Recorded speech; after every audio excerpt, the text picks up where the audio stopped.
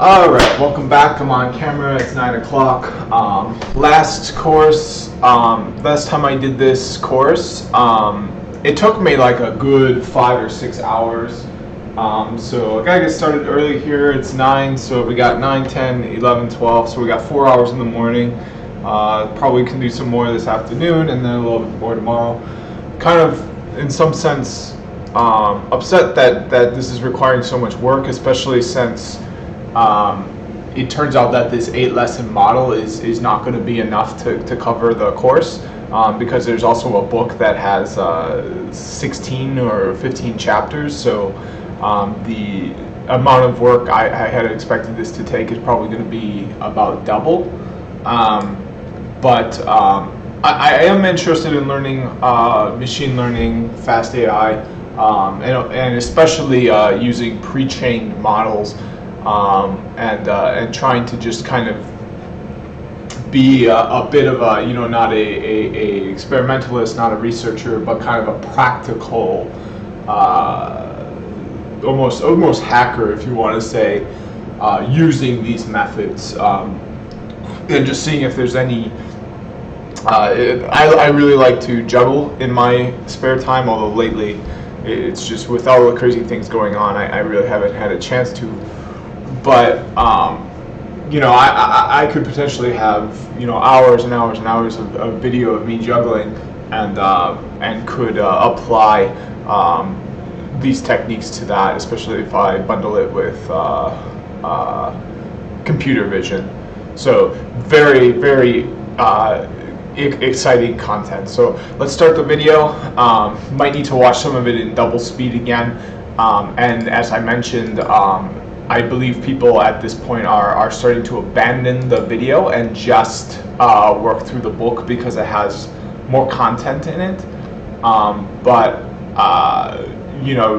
more than double the work that I thought this course would require. It's just not going to work for me. It's gonna tank my JNC IESP studies. It's going to tank my juggling, my swimming. It's just going to ruin me. So I'm just going to stick to the video course here, and hopefully get this done in 8 weeks with significantly fewer than 10 hours required per week. Like 5 hours per week, easy. Just today from 4 hours. I can do this until lunchtime, no problem at all.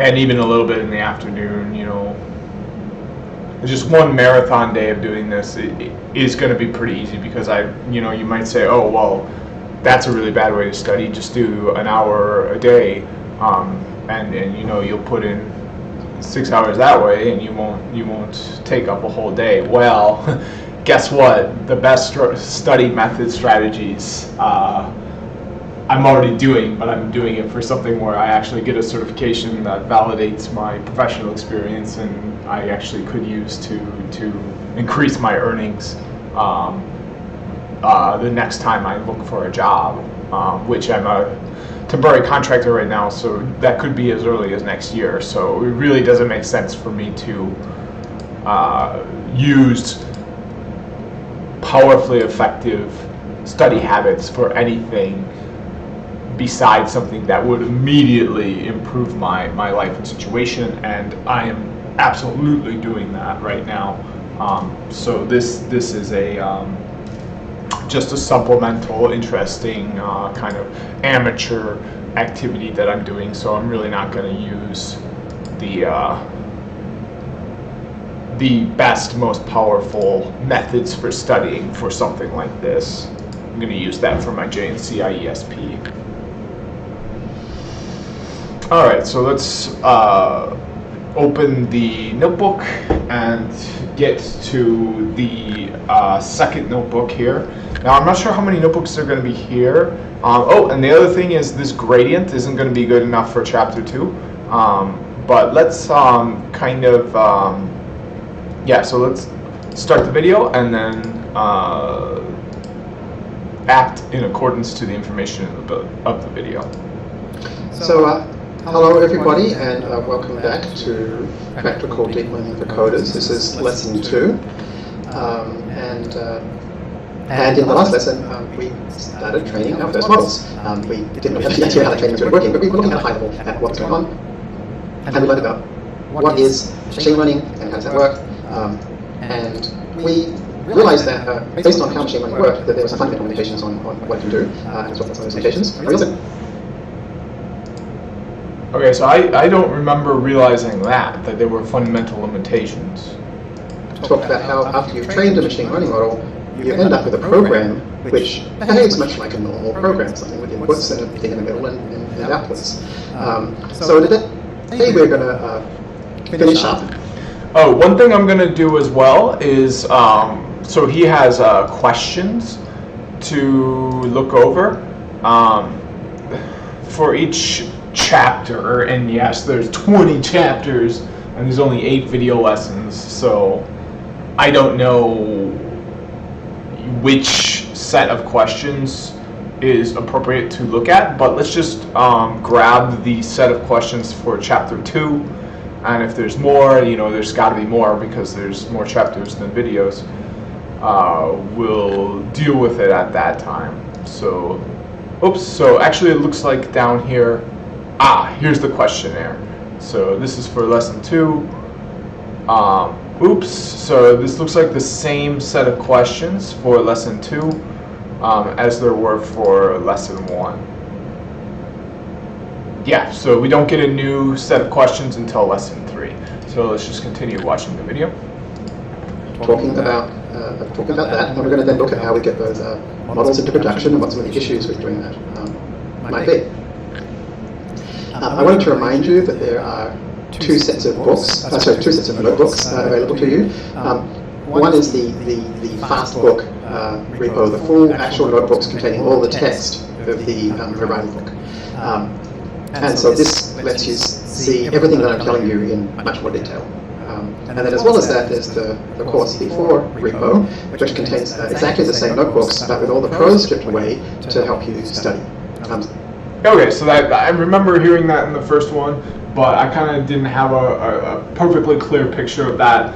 My understanding was that you get these videos, you get the stripped down notebooks, and that's what you get. And then you also have the book he's working on and planning to sell eventually, but that's outside of the scope of these lessons. It sounds like this clarifies my misunderstanding. The actual truth is you have the textbook he's planning to sell, which is just all-encompassing of the information in the course, and then you have a stripped down one that has things out of your way so you can focus on the code easier, and then you have these videos which are a little bit, this is what we had discussed in our study group here in Austin about potentially being the resource you could skip. You can just go only through the book and then only through the stripped down code, and really you don't even have to go through that because you can just use the code in the book. It's going to be a little bit easier on your eyes if you strip away the text and just look at the code. But I'm going to do it all. I'm going to watch the video. Last lesson I kind of didn't really read through the book very closely. I'll probably do it that way again because there's just a lot of extra information in there, and that might take me past the 10-hour time. But we'll deal with that when it comes. Right now, I'm just going to focus on finishing this video. So that's where you really want to be doing your experiment and your practice. And so maybe as you listen to the video, you can switch back and forth between the video and reading, or do one and then the other, and then put it away and have a look at the course before notebooks and try to remember, like, okay, what was this section about, and run the code and see what happens and change it, and so forth. So we were looking at this line of code where we looked at how we created. Okay, so let's bring up that line of code and look at it along with him, if I may. It looks like I may not because this is all organized incorrectly. I'm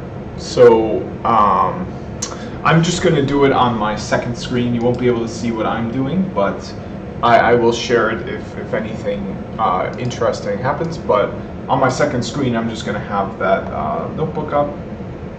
So it looks like I've got a problem here. It says that, so it's still in provisioned status. It's got to go into a different status here. Our data, by passing in information, perhaps most importantly, some way to label the data, and we talked about the importance of labeling, and in this case, this particular data set, whether it's a cat or a dog, you can tell by whether it's an uppercase or a lowercase letter in the first position. That's just how this data set that they tell you in the README works.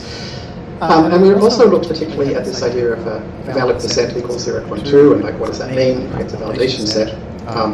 Oh, okay. Yeah, I didn't remember that part, but yep. So validation set, they're going to take some of your data. It's not going to be used for training. It's just going to be used to test that the training went successfully. And that was something I wanted to talk. So classification and regression have very specific. Okay, well this doesn't have anything to do with validation, what he just talked about. So. More about. The first thing I want to do though is point out that this particular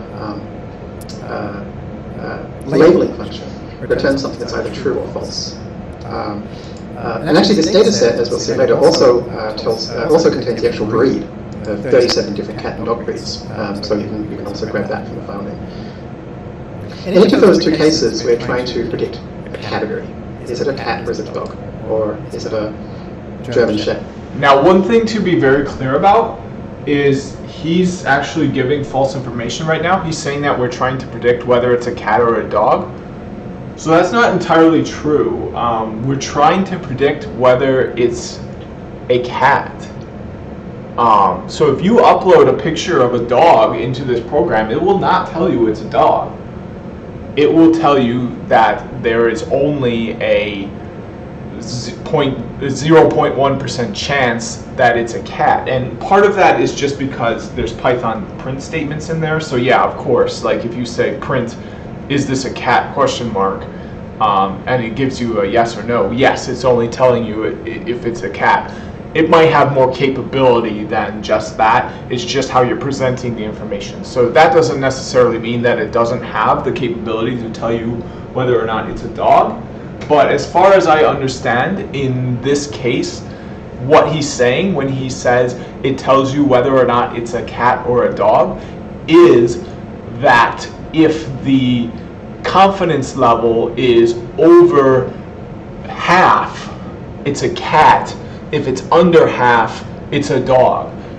But it does not have the ability to specifically say whether or not it is a cat or a dog. And I proved this by uploading a different photo, one that was neither a cat nor a dog, and the output I got from it, aside from those print statements that are customized output put by a user, was just simply that confidence level. So therefore I'm not actually getting a real indicator of whether or not it's a cat or a dog. I'm getting an indicator of how confident the data fits this data set we are using, which from what I understand is only pictures of cats. I would like to see the data set, and hopefully I can do that on my gradient. Let's try to do that actually, because that might be really eye-opening.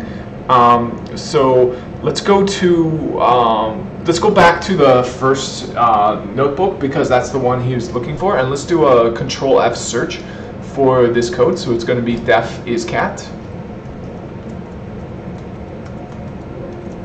So we found it.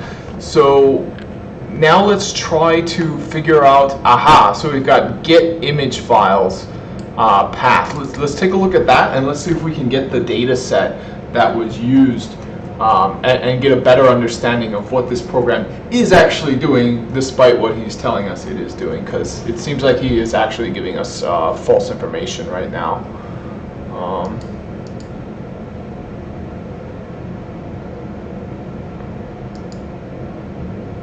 Okay, so it says we've got 3 matches.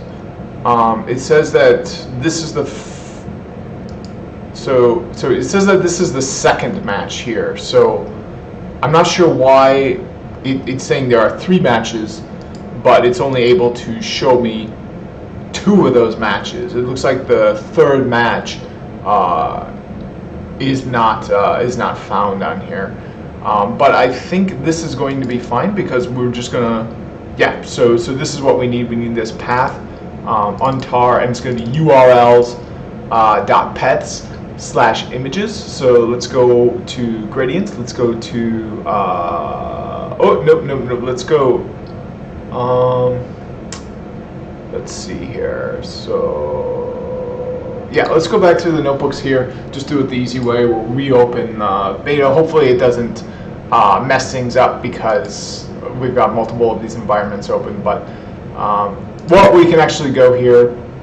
So we do have a notebook open right now. That's fine. We're just going to look through the files. So we need to find. So one thing okay. So I'm gonna go back here and I'm gonna open this in a new window, and then I'll be able to look at those side by side essentially. So let's look. Def. Yep, is cat. So now we've got our. I believe this is our training data. I could be wrong about that, but the path is going to be urls .pets. So let's look for that. So urls looks like it's a part of this fast AI. So I honestly can't. Let's do this. Let's do this. So we're gonna go. Yeah, we're gonna go here. We're gonna create a new cell under this. So insert cell below. Now we got a brand new cell, and it's a code cell. So we're gonna do dir, and we're gonna see everything in our space. So let's run that cell. Okay, so oops, but we didn't run that yet. So let's do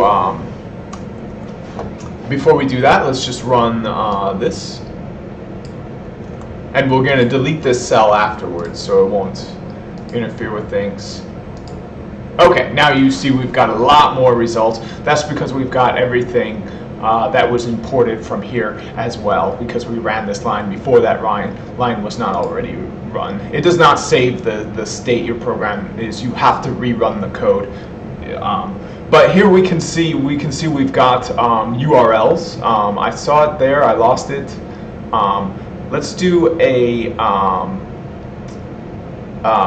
So I did see it. I don't see it anymore. It should be under the U. Nope, it's not under there. So let's do this. Let's do. Now this is going to be a list. So we're going to do results equals dir, and that gives us back a list.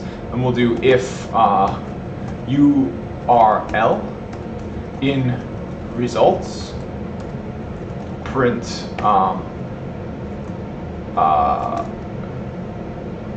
true. And this is, well, let's not do that because that could confuse with booleans. So we're going to print it's there. So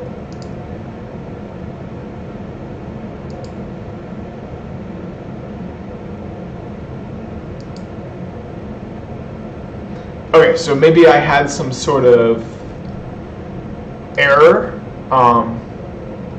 Oh, you know what? It's not there. That's why it's not.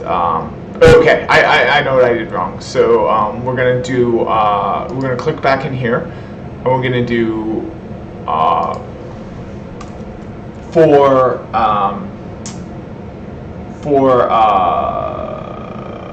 function, because these are all functions imported from here. In results, if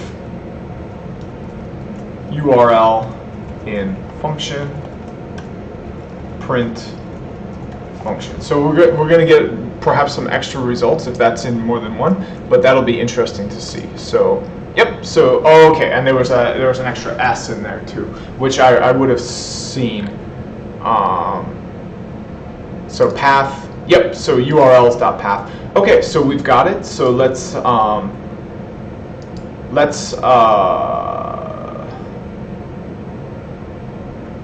try to run that function. So we're going to do URLs like that.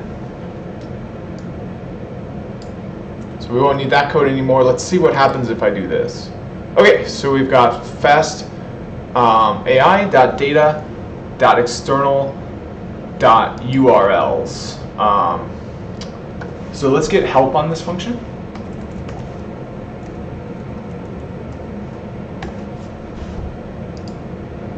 Okay, so here's the help menu for that they wrote.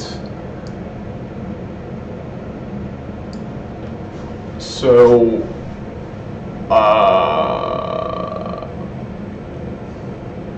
so now it's going to be .pets. So that should be here. Yep, so here's their help menu. So yep, so here's the data set that we're using. I'm not sure what this ... means, but let's go here and see if we can look at the data set. Okay, so we're going to be downloading it. It's not too big, which is good, but we'll unzip it and we'll take a look at what sort of things are in this data set.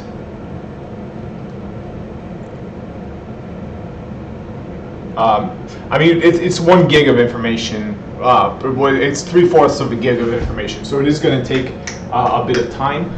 It's going to take about 9 minutes, it looks like. So let's just continue watching the video. This is just kind of extra to help me understand the content.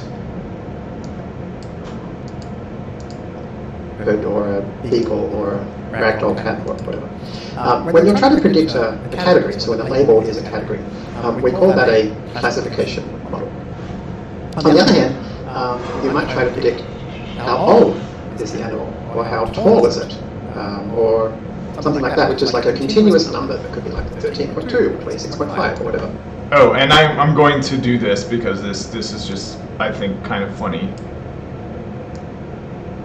I'm going to make my icon look as if it's we're going to be shoulder to shoulder for this. That just makes me, that's just funny. Anytime you're trying to predict a number, if your label is a number, you call that regression. Oops.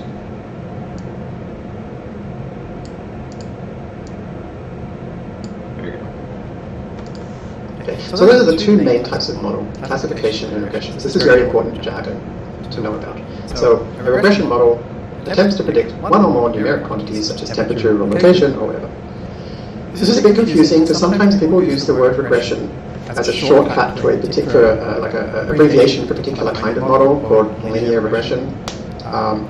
That's super confusing because that's not what regression means. Linear regression is just a particular kind of regression. But I just wanted to warn you of that. When you start talking about regression, a lot of people will assume you're talking about linear regression, even though that's not what the word means.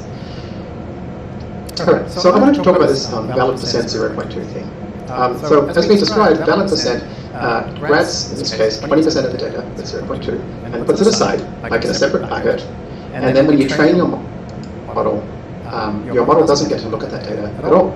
That data is only used to decide, to show you how accurate your model is. So if you train for too long, and or with not enough data, and or a model with too many parameters. So I'm speeding up the video because I have a pretty good sense of what overfitting is, I think. After a while, the accuracy of your model will actually get worse. And this is called overfitting. Right? So we use the validation set to ensure that we're not overfitting. The next line of code that we looked at is this, where we create something called a learner.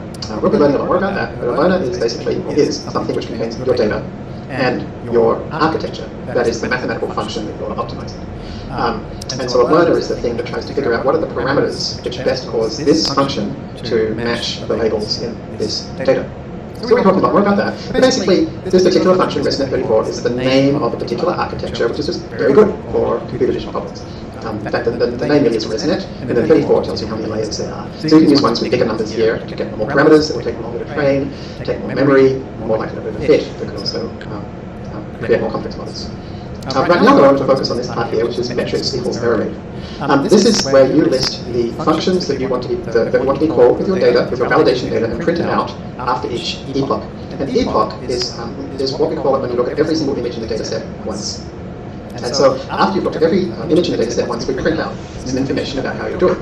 And the most important thing we print out is the result of calling these metrics. So error rate is the name of the metric, and it's a function that just prints out what percent of the validation set are being incorrectly classified by the model.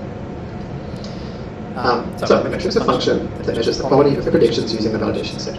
So error rate's 1, another common metric is accuracy, which is just 1 minus error rate. So very important to remember from last week, we talked about loss. After Samuel had this important idea in machine learning that we need some way to figure out how well our model is doing, so that when we change the parameters, we can figure out which set of parameters make that performance measurement get better or worse. That performance measurement is called the loss. The loss is not necessarily the same as your metric. The reason why is a bit subtle, and we'll be seeing it in a lot of detail once we delve into the math and the cunning lessons. But basically, you need a function. You need a loss function, where if you change the parameters by just a little bit up or just a little bit down, you can see if the loss gets a little bit better or a little bit worse. And it turns out that error rate and accuracy doesn't tell you that at all, because you might change the parameters by such a small amount that none of your dog's predictions start becoming cats, and none of your cat predictions start becoming dogs, so like your predictions don't change and your error rate doesn't change. So loss and metric are closely related. The metric is the thing that you care about. The loss is the thing which your computer is using as the measurement of performance to decide how to update your parameters. So we measure overfitting by looking at the metrics on the validation set. So FastAI always uses the validation set to print out our metrics. And overfitting is like the key thing that machine learning is about. It's all about how do we find a model which fits the data, not just for the data that we're training with, but for data that the training algorithm hasn't seen before. So overfitting results when our model is basically cheating. Our model can cheat by saying, oh, I've seen this exact picture before, and I remember that that's a picture of a cat. So it might not have learned what cats look like in general, just remembers, the images 1, 4, and 8 are cats, and 2, 3, and 5 are dogs, and learns nothing actually about what they really look like. So that's the kind of cheating that we're trying to avoid. We don't want to memorize our particular data set. So we split off our validation data. And most of these words we're seeing on the screen are from the book. Okay, so I just copy them and paste them. So if we split off our validation data, and make sure that our model sees that you're in training, it's completely untainted by it. Yeah, so that's an important distinction, because one of the ways I kind of think about it is basically what you're getting is you're getting a number 0 through 1. How likely is it that the photo you're showing me is a photo in my training set, all of which are photos of cats? Therefore, if it's in my training set, I know it's a cat. I think that's what he's saying right now. I wish he would use a little bit better language, because every time he uses the words "and dogs," it just seems a little bit misleading. It seems like you could get the impression that the code is operating differently than it is operating. And personally, when it comes to educational endeavors,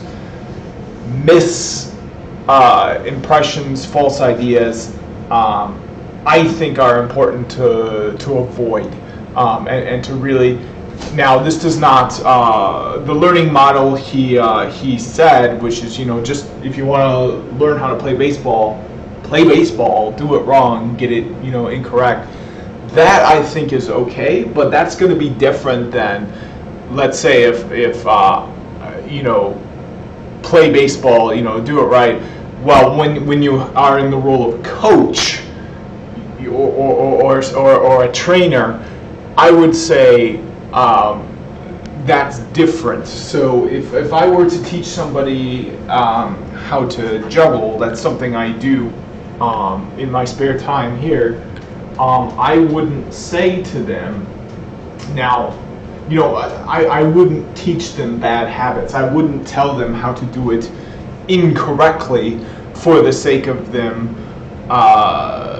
either enjoying it or trying to do it right. Now, I might not give them the most difficult exercise right away. I might this exercise is pretty hard when it comes to learning. I might not tell them, oh, you've got to do this. I'm sure I have told people.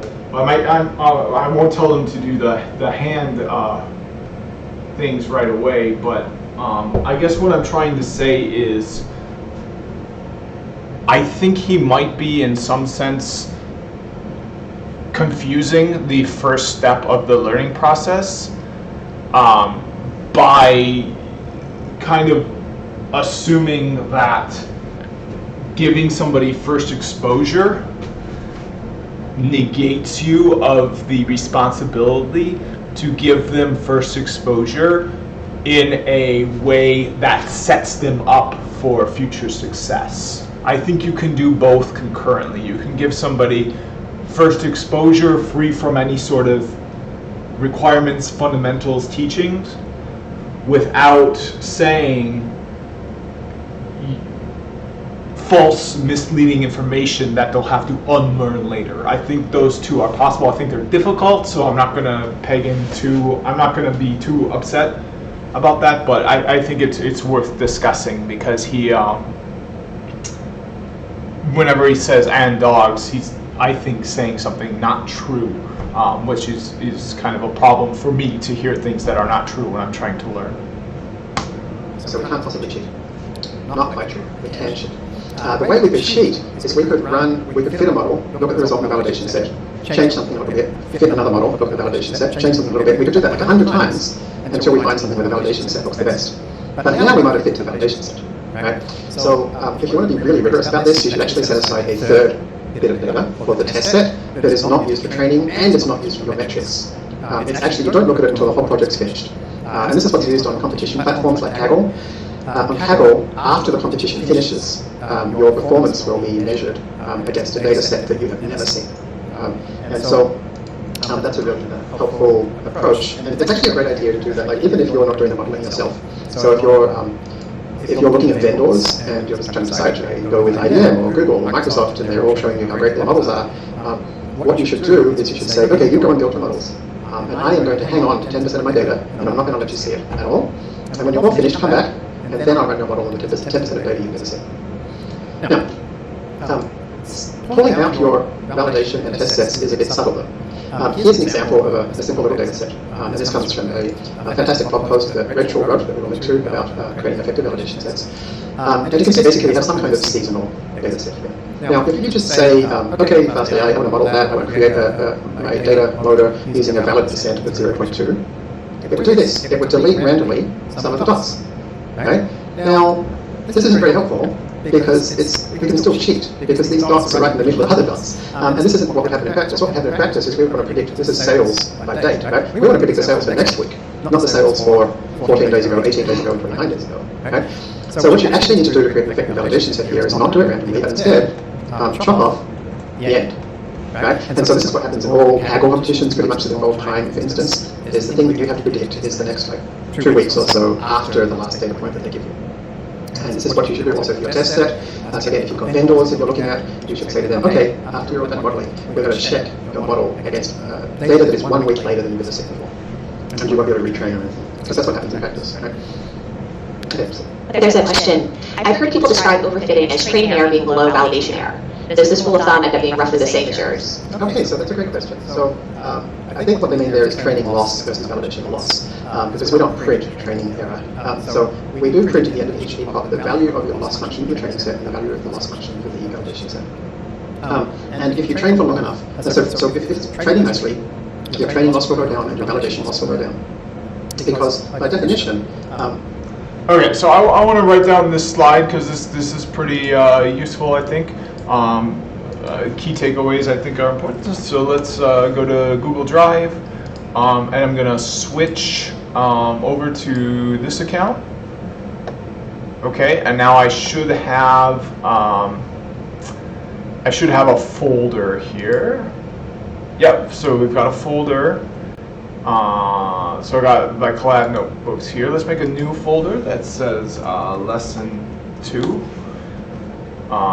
Okay, and then let's make a file that says notes.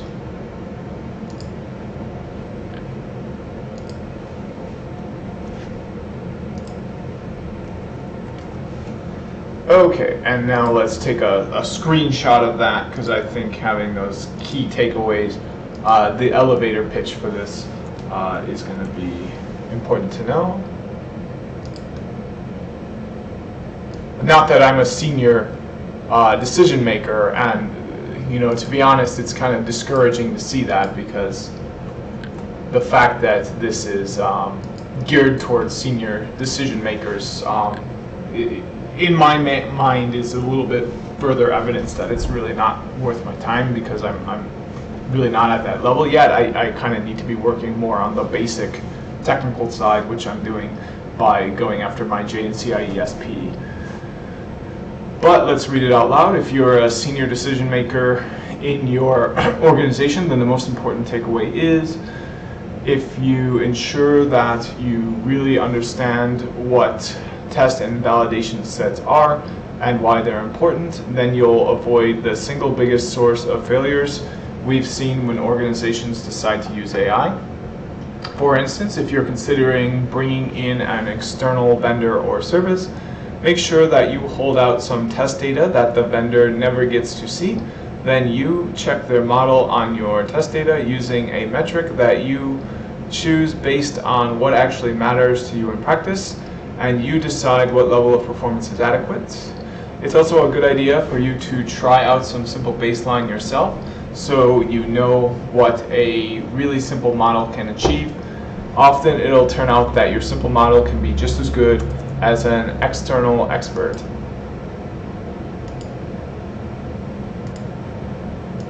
Print training error. So we do print at the end of each epoch the value of your loss function for the training set and the value of the loss function for the validation set. And if you train for long enough, so if it's training nicely, your training loss will go down and your validation loss will go down.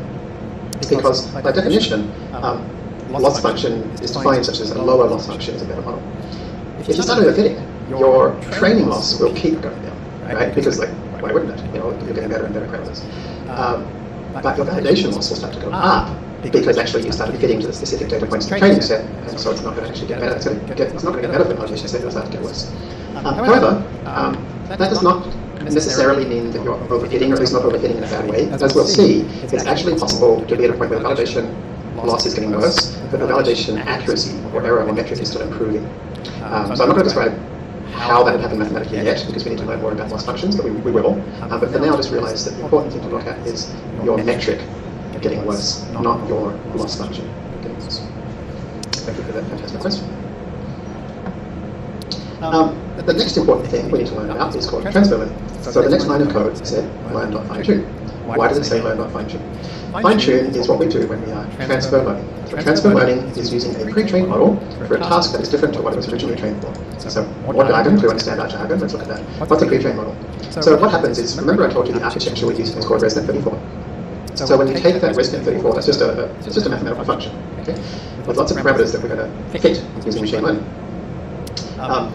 There's a big data set called ImageNet that contains 1.3 million pictures of 1,000 different types of things, whether it be mushrooms or animals or airplanes or hammers or whatever. There's a competition, there used to be a competition that runs every year to see who could get the best accuracy on the ImageNet competition.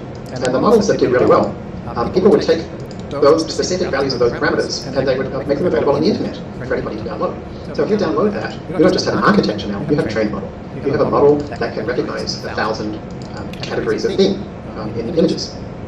Which probably isn't very useful unless you happen to want something that recognizes those exact 1,000 categories of thing. But okay, so here's further evidence that my assessment of this is true. It does not tell you whether the photo is a picture of a cat or a dog. It tells you how likely the photo is to be a picture of a cat, specifically to be one of the pictures of the cat in this training data. So it, to me, I would be shocked if okay, well, okay, I'm shocked. Okay, so that's, okay, so yeah, I'm shocked that there's pictures of dogs. I wasn't expecting that, so I might have been wrong about that, but here's the sort of data you would feed to this model. This might be, I might not be able to do this for all of the data because even this was like a gigabyte of data, and I only have like 20 gigs open on my hard drive on my laptop I'm using. But this is a reason why it's so important to kind of dig in and not take things at surface level, because I had the wrong idea. I did not think there'd be dogs in this training set. So to kind of absolve yourself of your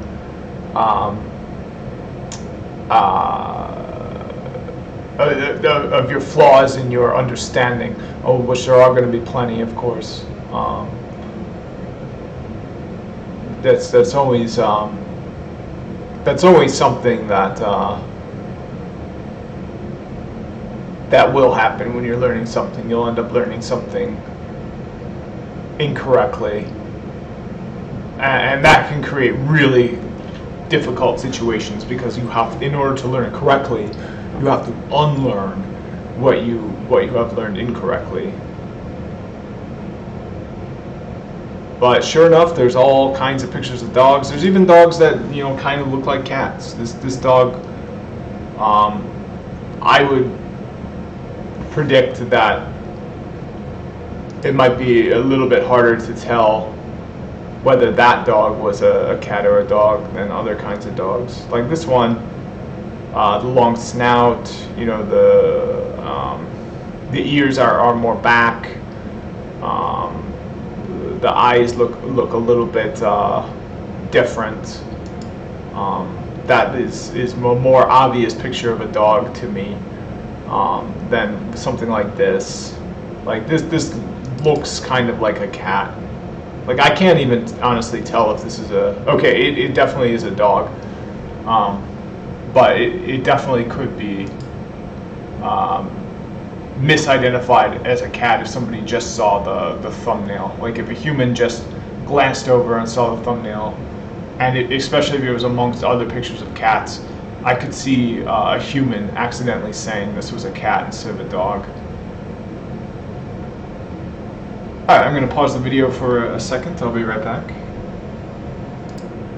Alright, so I'm back. Let's keep watching the video. Now that we have a better sense of the training data, I think I'll be more receptive to some of the concepts in the video.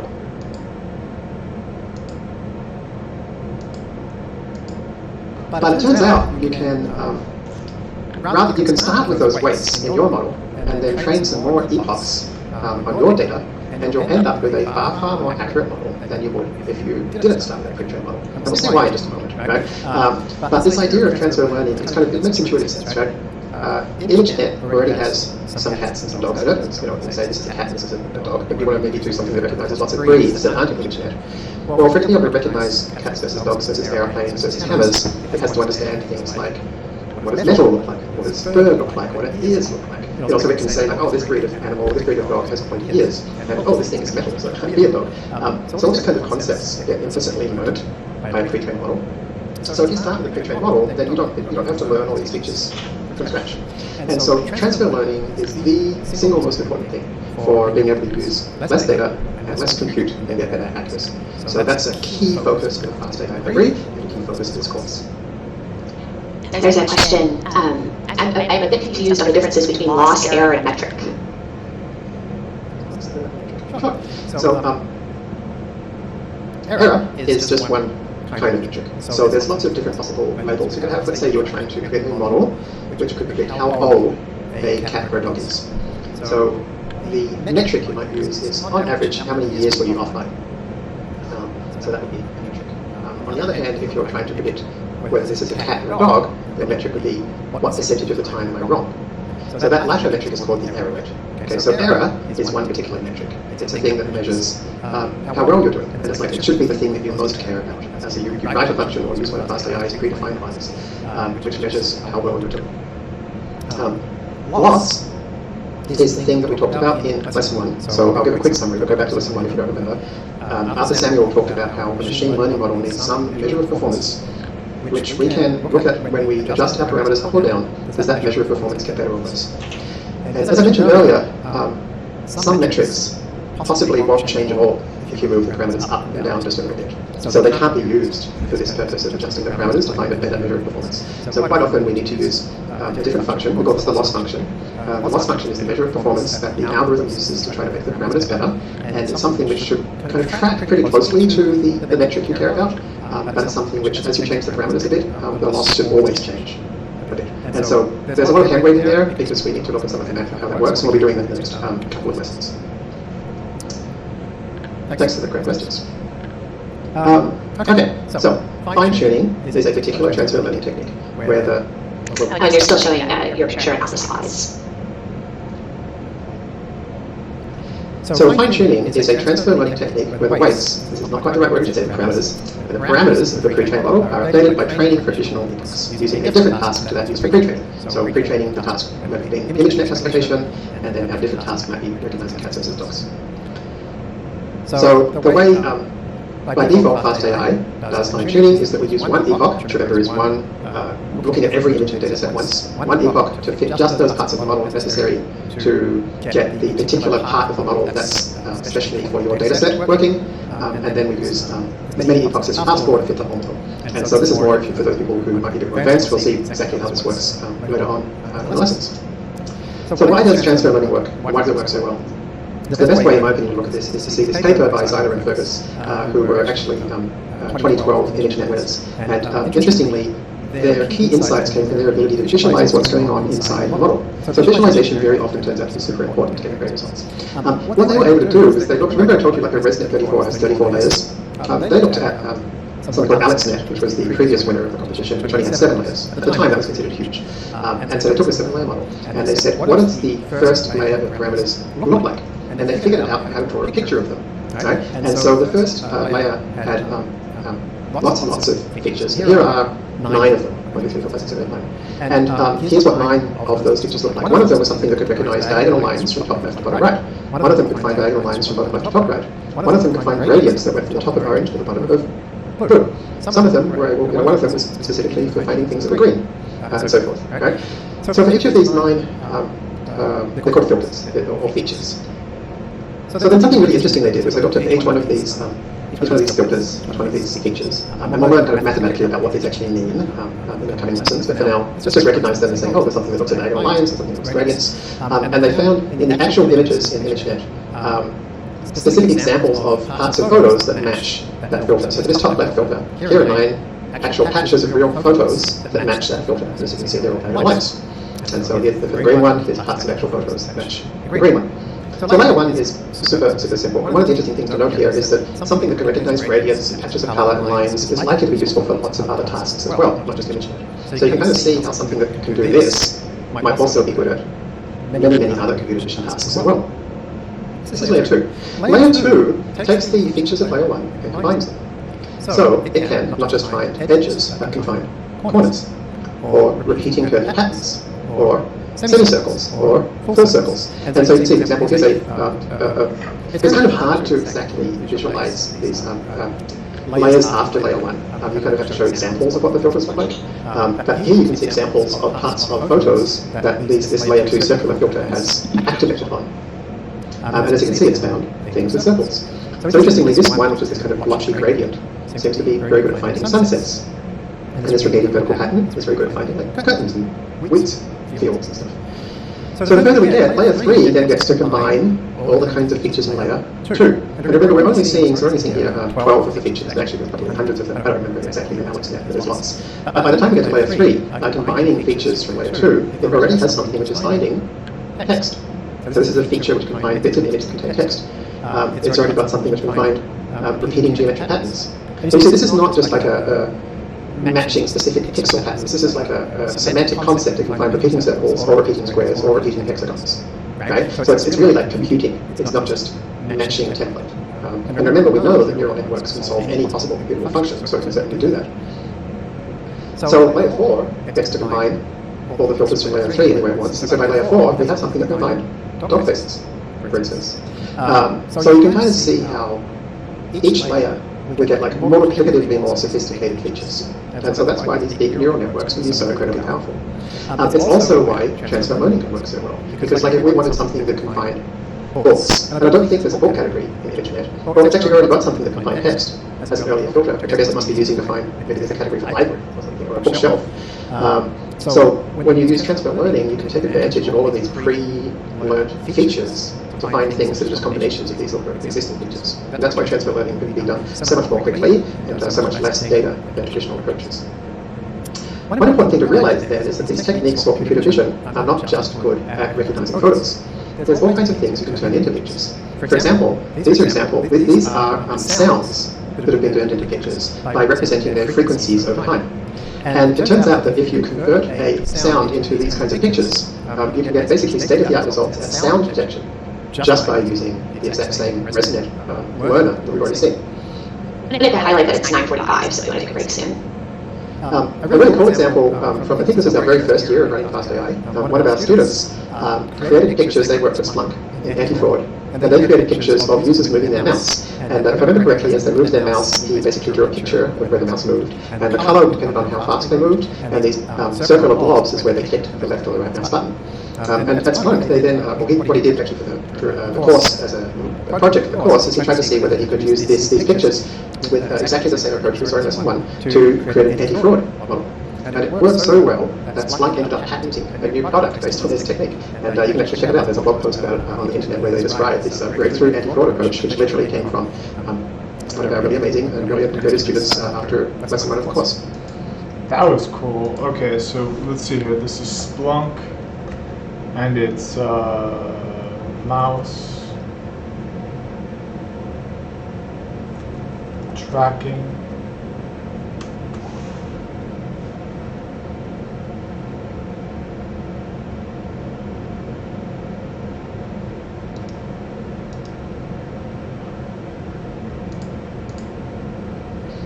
Another cool example of this.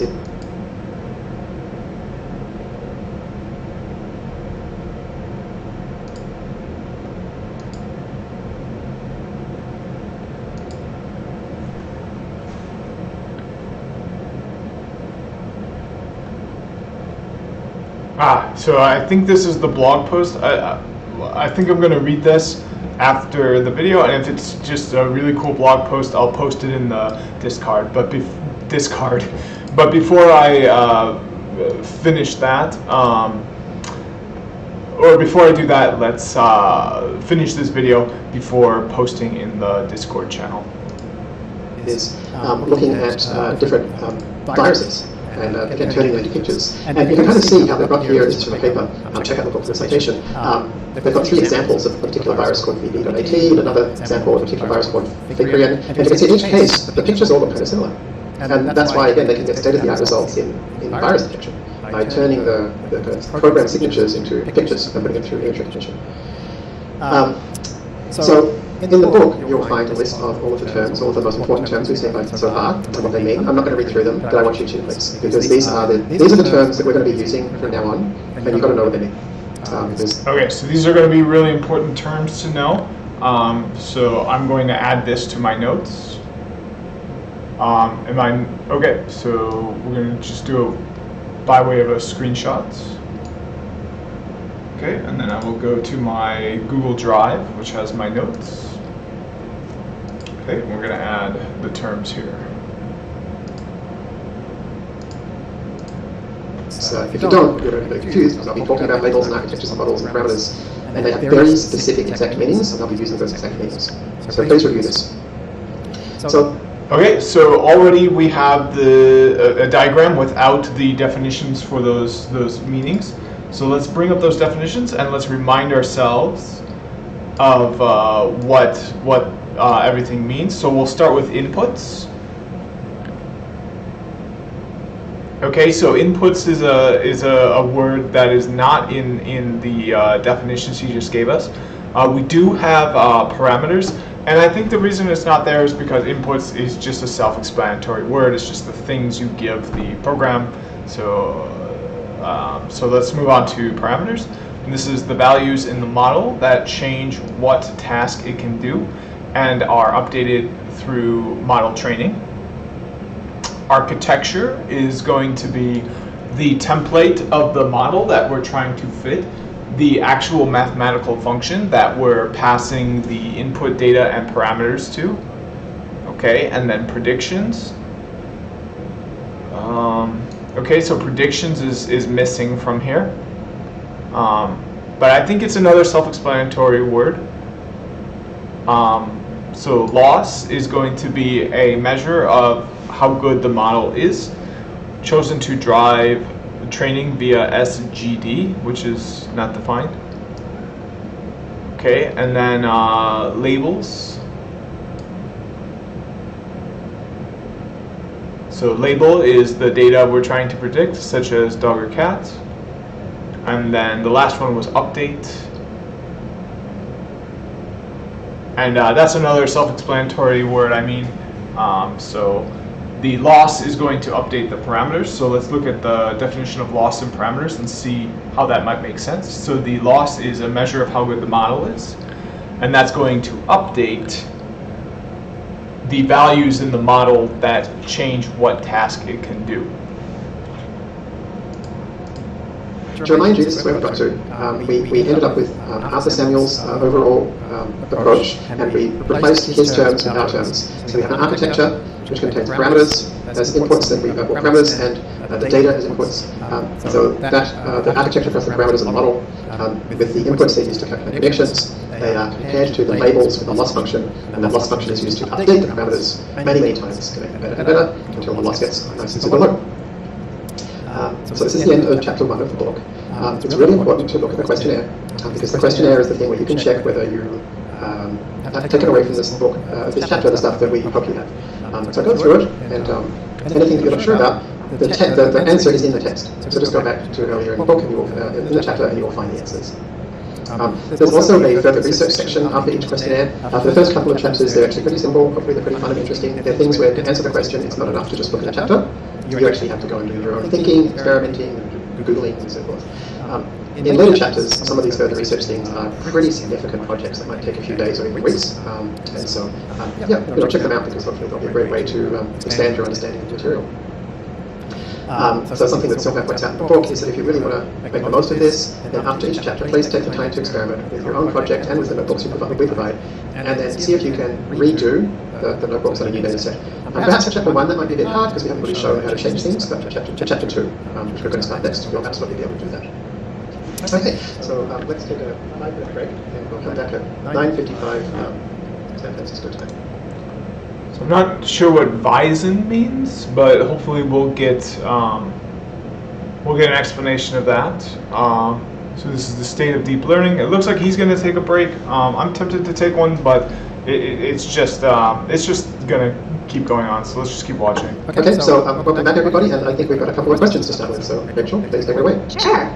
Are filters independent? By that, I mean if filters are pre-trained, might they become less good at detecting features of previous images when fine-tuned? Oh, that is a great question. So, assuming I understand the question correctly, if you start with, say, an ImageNet model, and then you fine-tune it on dogs versus cats for a few epochs, and you get something that's very good at recognizing dogs versus cats, it's going to be much less good as an ImageNet model after that. So it's not going to be very good at recognizing aeroplanes or hammers or whatever.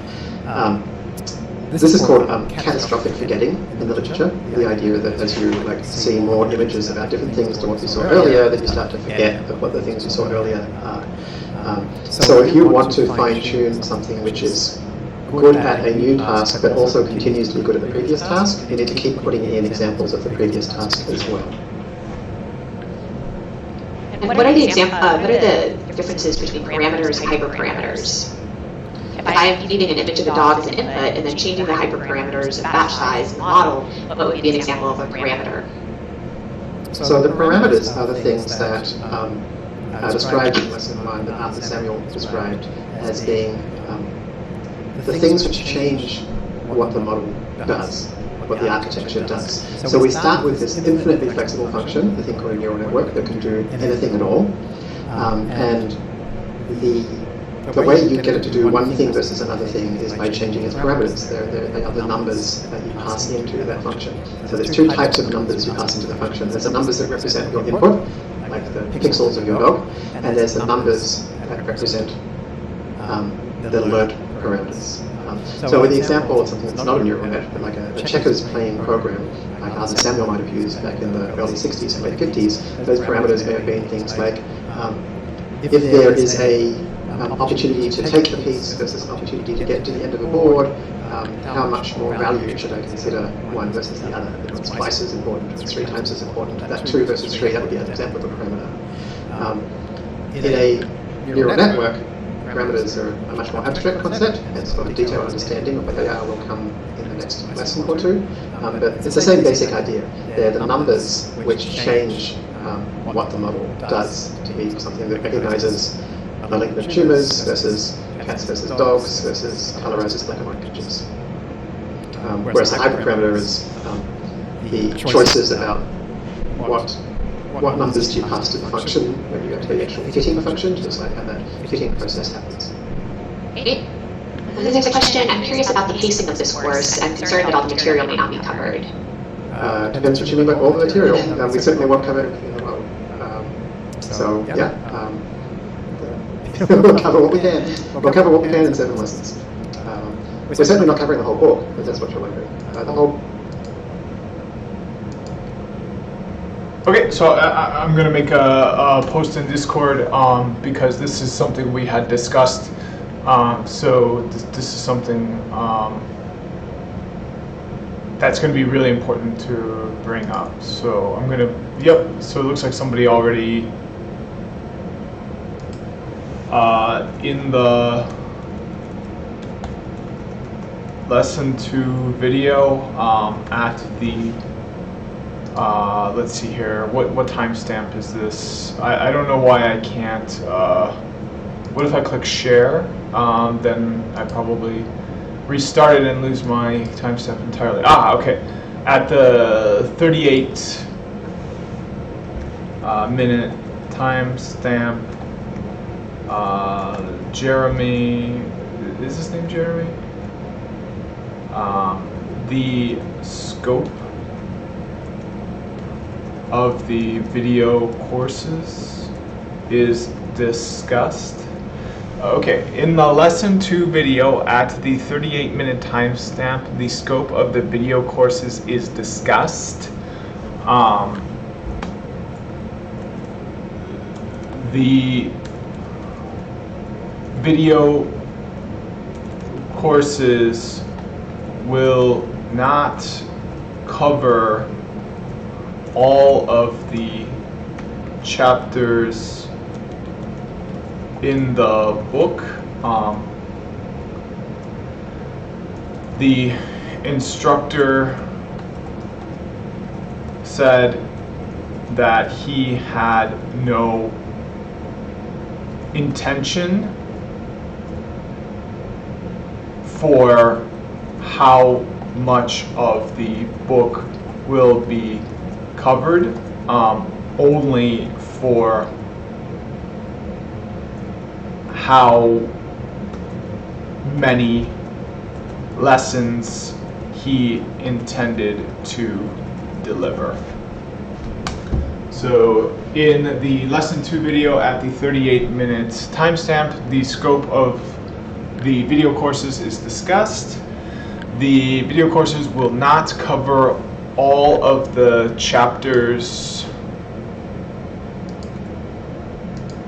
in the book. The instructor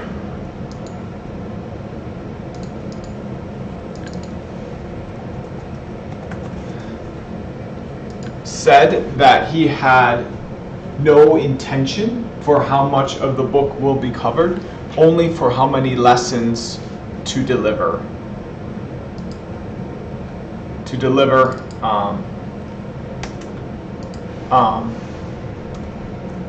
The content of which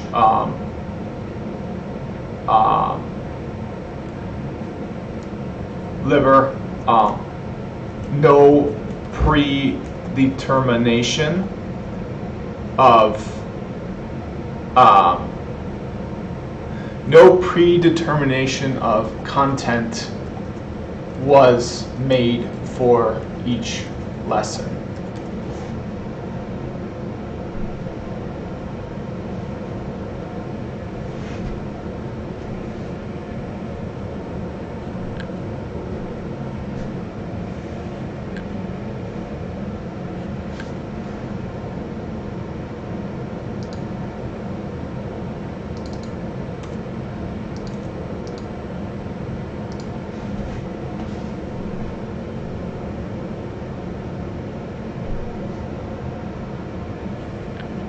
Ouch.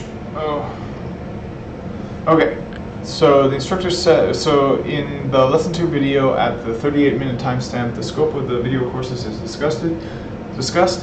The video courses will not cover all of the chapters in the book. The instructor said that he had no intention for how much of the book will be covered, only for how many lessons to deliver.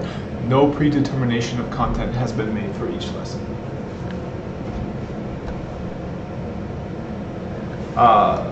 Lesson 1 did not cover all of chapter 1 in the book.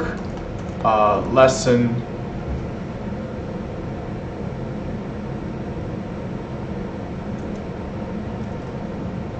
okay. It might be better to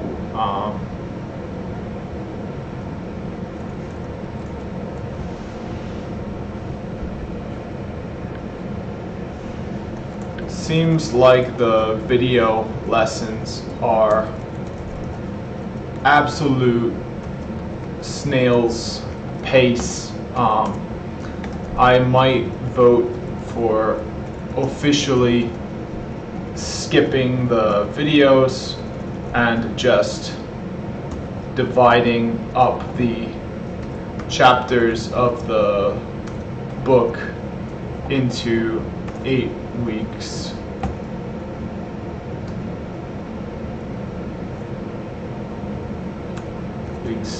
With longer chapters, with short chapters being grouped together.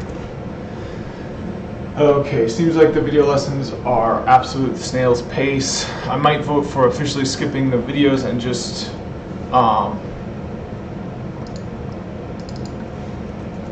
dividing up the chapters of the book into 8 weeks with short chapters grouped together. Book will be covered in either 2 or 3 courses. In the past, it's generally been 2 courses to cover that amount of stuff in the book. But we'll see how it goes because the book's pretty big, 500 pages. And when you say 2 courses, you mean 14 lessons? 14, yeah, so it'd be like 14 or 21 lessons to get through the whole book.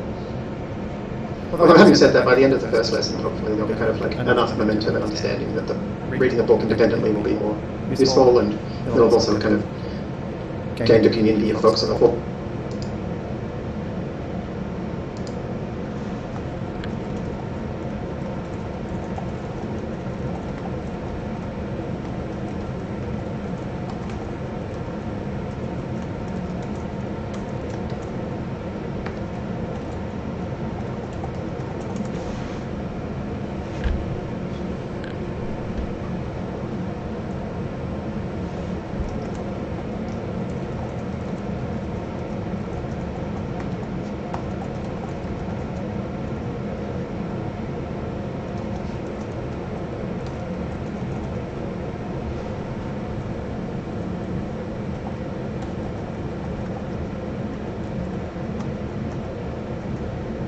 There was some extra content there, but 1.5 hours of information sparse video would be great to put in the dumpster ASAP.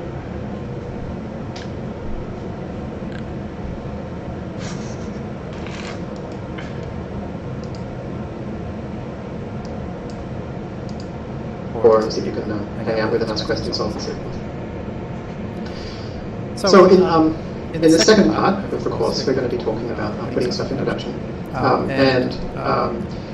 So to do that, we need to understand like what are the capabilities and limitations of deep learning. What are the kinds of projects that even make sense to try to put in production. And one of the key things I should mention in the book and in this course is that the first 2 or 3 lessons and chapters, there's a lot of stuff which is designed not just for coders, but for everybody. There's lots of information about like what are the practical things you need to know to make deep learning work. So one of the things you need to know is like, well, what's deep learning actually good at the moment? So I'll summarize what the book says about this, but there are the kind of 4 key areas that we have as applications in fast AI computer vision, text, tabular. What I've called here REXSys stands for recommendation systems, and specifically a technique called collaborative filtering, which we briefly saw last week. Sorry, another question. Are there any pre-trained weights available other than the ones from ImageNet that we can use? If yes, when should we use others and when ImageNet? Oh, that's a really great question. So, yes, there are a lot of pre-trained models, and one way to find them. And also, you're currently just showing that. Switch. Okay, great. Now, one great way to find them is you can look up Model Zoo, which is a common name for like places that have lots of different models.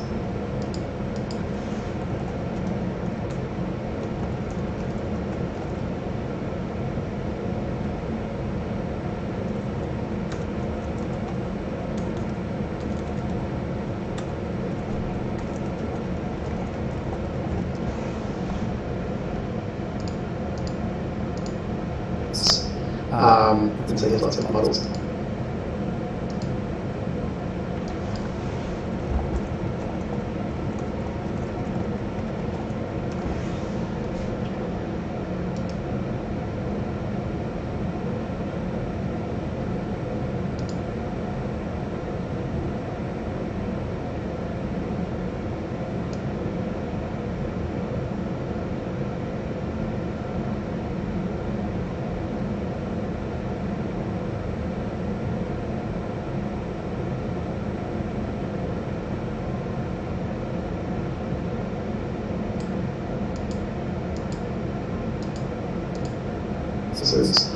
Or you can look for pre-trained models. And so, yeah, there's quite a few. Unfortunately, not as wide a variety as I would like. Most are still on ImageNet or similar kinds of general photos.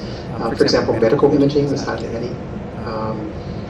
There's a lot of opportunities for people to create domain-specific pre-trained models. It's still an area that's really underdone because not enough people are working on transfer learning.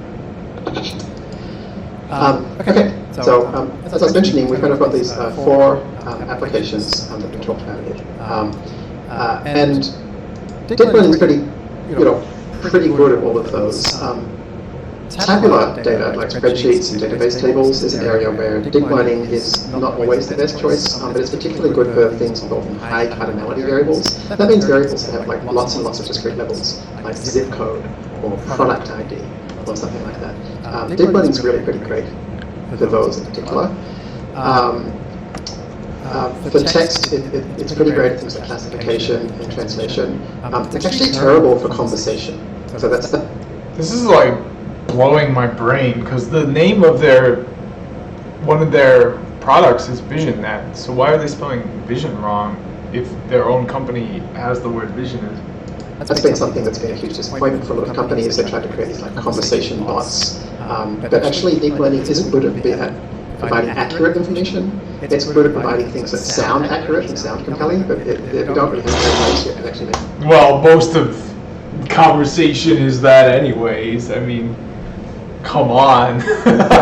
We're talking about modern day USA right now. Accuracy is not a thing. I'm sure it's correct. One big issue for recommendation systems, collaborative filtering, is that deep learning is focused on making predictions, which don't necessarily actually mean creating useful recommendations. We'll see what that means in a moment. Deep learning is also good at multimodal.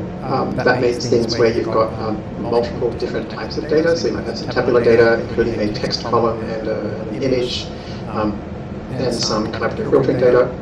And combining that all together is something that deep learning is really good at. So, for example, putting captions on photos is something which deep learning is pretty good at. Although again, it's not very good at being accurate. So, it might say this is a picture of 2 birds, but it's actually a picture of 3 birds.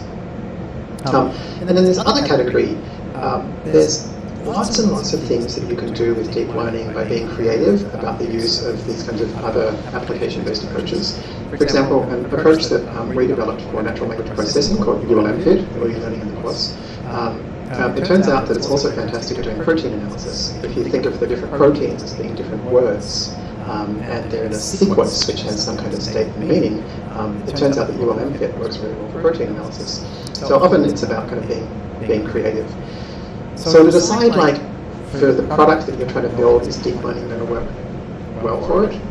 In the end, you kind of just have to try and see.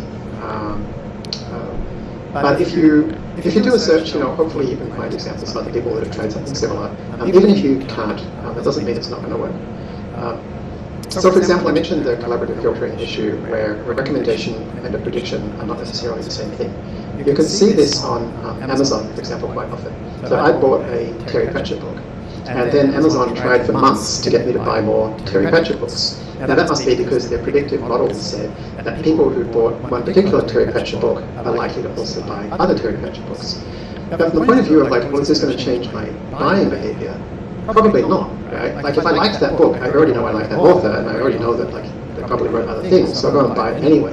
So this would be an example of Amazon probably not being very smart here. They're actually showing me collaborative filtering predictions rather than actually figuring out how to optimize a recommendation.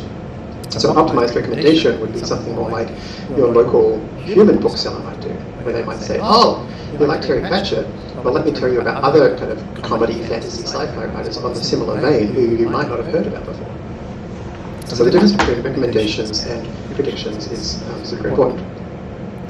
So I wanted to talk about a really important issue around interpreting models. And for a case study for this, I thought let's pick something that's actually super important right now, which is a model in this paper. One of the things we're going to try and do in this course is learn how to read papers. So here's a paper which I would love for everybody to read, called High Temperature and High Humidity Reduce the Transmission of COVID-19. Now this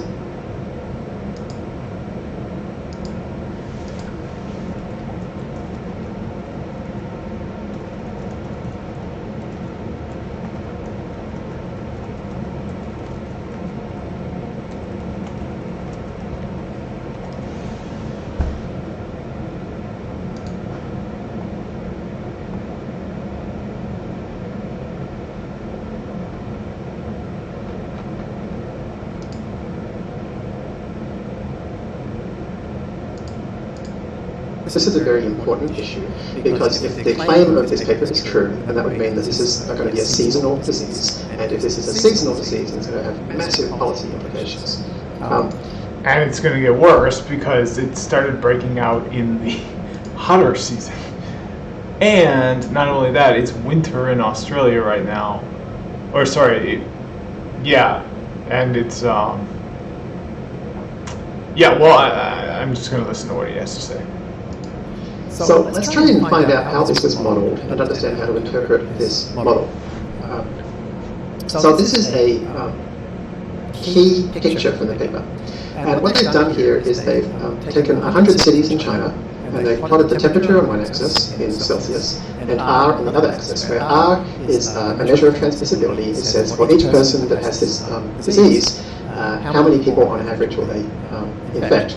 So if R is under 1, then the disease will not spread. If R is higher than 2, it's going to spread incredibly quickly. Basically, R is going to, any high R is going to create an exponential transmission impact. And you can see in this case, they have plotted a best fit line through here. And then they've made a claim that there's some particular relationship in terms of a formula. That R is 1.99 minus 0.023 times temperature. So, a really obvious concern I would have looking at this picture is that this might just be random. Maybe there's no relationship at all. But just if you picked 100 cities at random, perhaps they would sometimes show this level of relationship. So one simple way to kind of see that would be to actually do it in a spreadsheet. So here's a spreadsheet where what I did was I kind of eyeballed this data and I guessed about what is the mean degree centigrade. I think it's about 5. And what's about the standard deviation of centigrade? I think it's probably about 5 as well. And then I did the same thing for R. I think the mean R looks like it's about 1.9 to me, and it looks like the standard deviation of R is probably about 0.5. So what I then did was I just jumped over here and I created a random normal value. So a random value from a normal distribution. So a bell curve, with that particular mean standard deviation of temperature, and that particular mean and standard deviation of R. And so this would be an example of a city that might be in this data set of 100 cities, something with 9 degrees Celsius and an R of 1.1. So it would be 9 degrees Celsius and an R of 1.1. So something like that. And so then I just copied that formula down 100 times. So here are 100 cities that could be in China, right? Where this is assuming that there is no relationship between temperature and R, right? They're just random numbers. And so each time I recalculate that, so if I hit Control equals, it will just recalculate it. Right? I get different numbers, okay, because they're random. And so you can see at the top here, I've then got the average of all of the temperatures and the average of all of the R's. The average of all the temperatures varies, and the average of all of the R's varies as well. So then what I did was I copied those random numbers over here. Let's actually do it. So I'll go copy these 100 random numbers and paste them here, here, here, here. And so now I've got 1, 2, 3, 4, 5, 6. I've got 6 kind of groups of 100 cities, right? And so let's stop those from randomly changing anymore by just fixing them in stone there.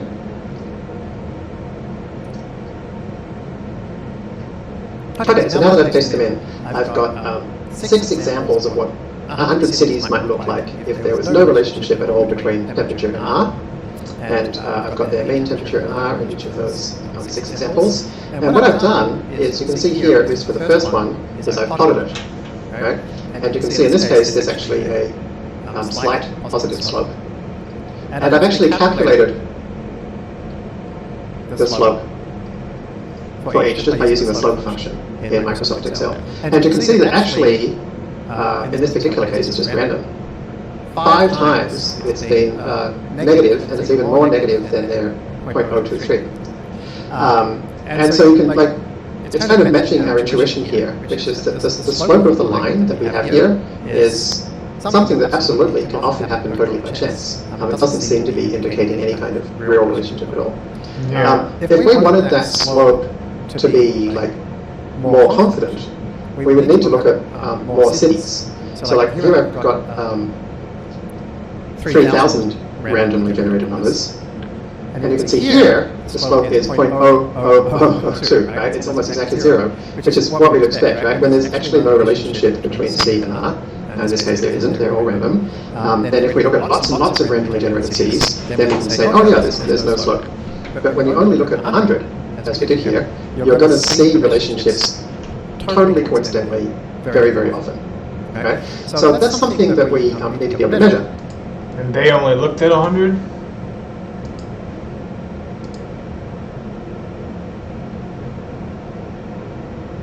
Yeah, they only looked at 100 Chinese cities. So yeah, that data is really not valid.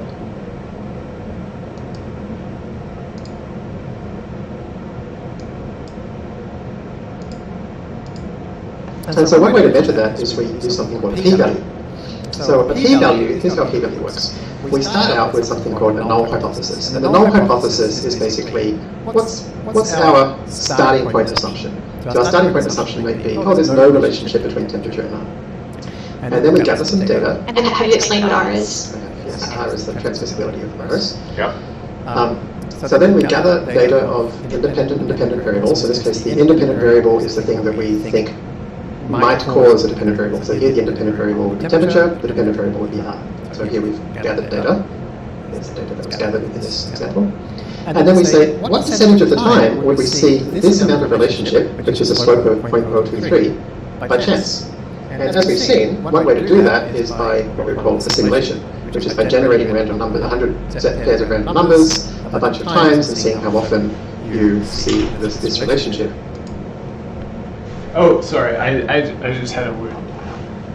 I just had like a random weird thought pop in my head of an experience I had where I struck up a conversation with someone and it caused them to choke on some food, and I was just kind of wondering if I needed to give them the Heimlich maneuver. I'm wondering that now. At the time, I was just kind of like, "Are you joking?"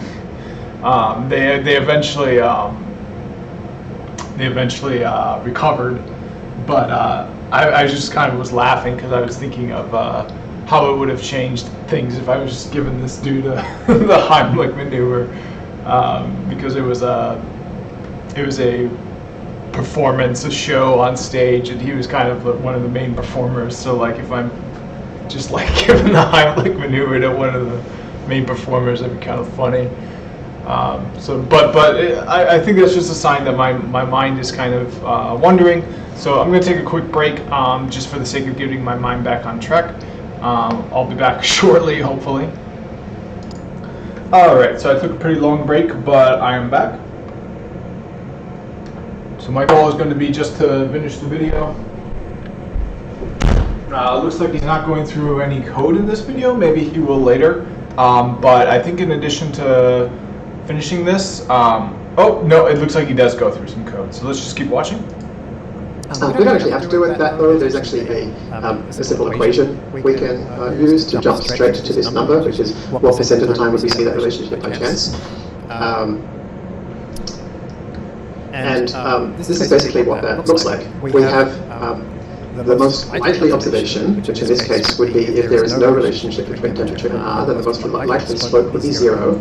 And sometimes you get positive slopes by chance, and sometimes you get pretty small slopes, and sometimes you get large negative slopes by chance. And so the larger the number, the less likely it is to happen, whether it be on the positive side or the negative side. And so in our case, our question was, how often are we going to get less than negative 0.023? So it would actually be somewhere down here. I actually copied this from Wikipedia, where they were looking for positive numbers, and so they colored in this area above the number. So this is the p-value. And so you can, we don't care about the math, but there's a simple little equation you can use to directly figure out Tell us the math. This number, the p-value, from the data. Wow. So this is kind of how nearly all kind of medical research results tend to be shown. And folks really focus on this idea of p-values, and indeed in this particular study, as we'll see in a moment, they reported p-values. So probably a lot of you have seen p-values in your previous lives. They come up in a lot of different domains. Here's the thing. They are terrible. You almost always shouldn't be using them. Don't just trust me, trust the American Statistical Association. They point out 6 things about p-values. And those include, p-values do not measure the probability that the hypothesis is true, or the probability that the data were produced by random choice alone.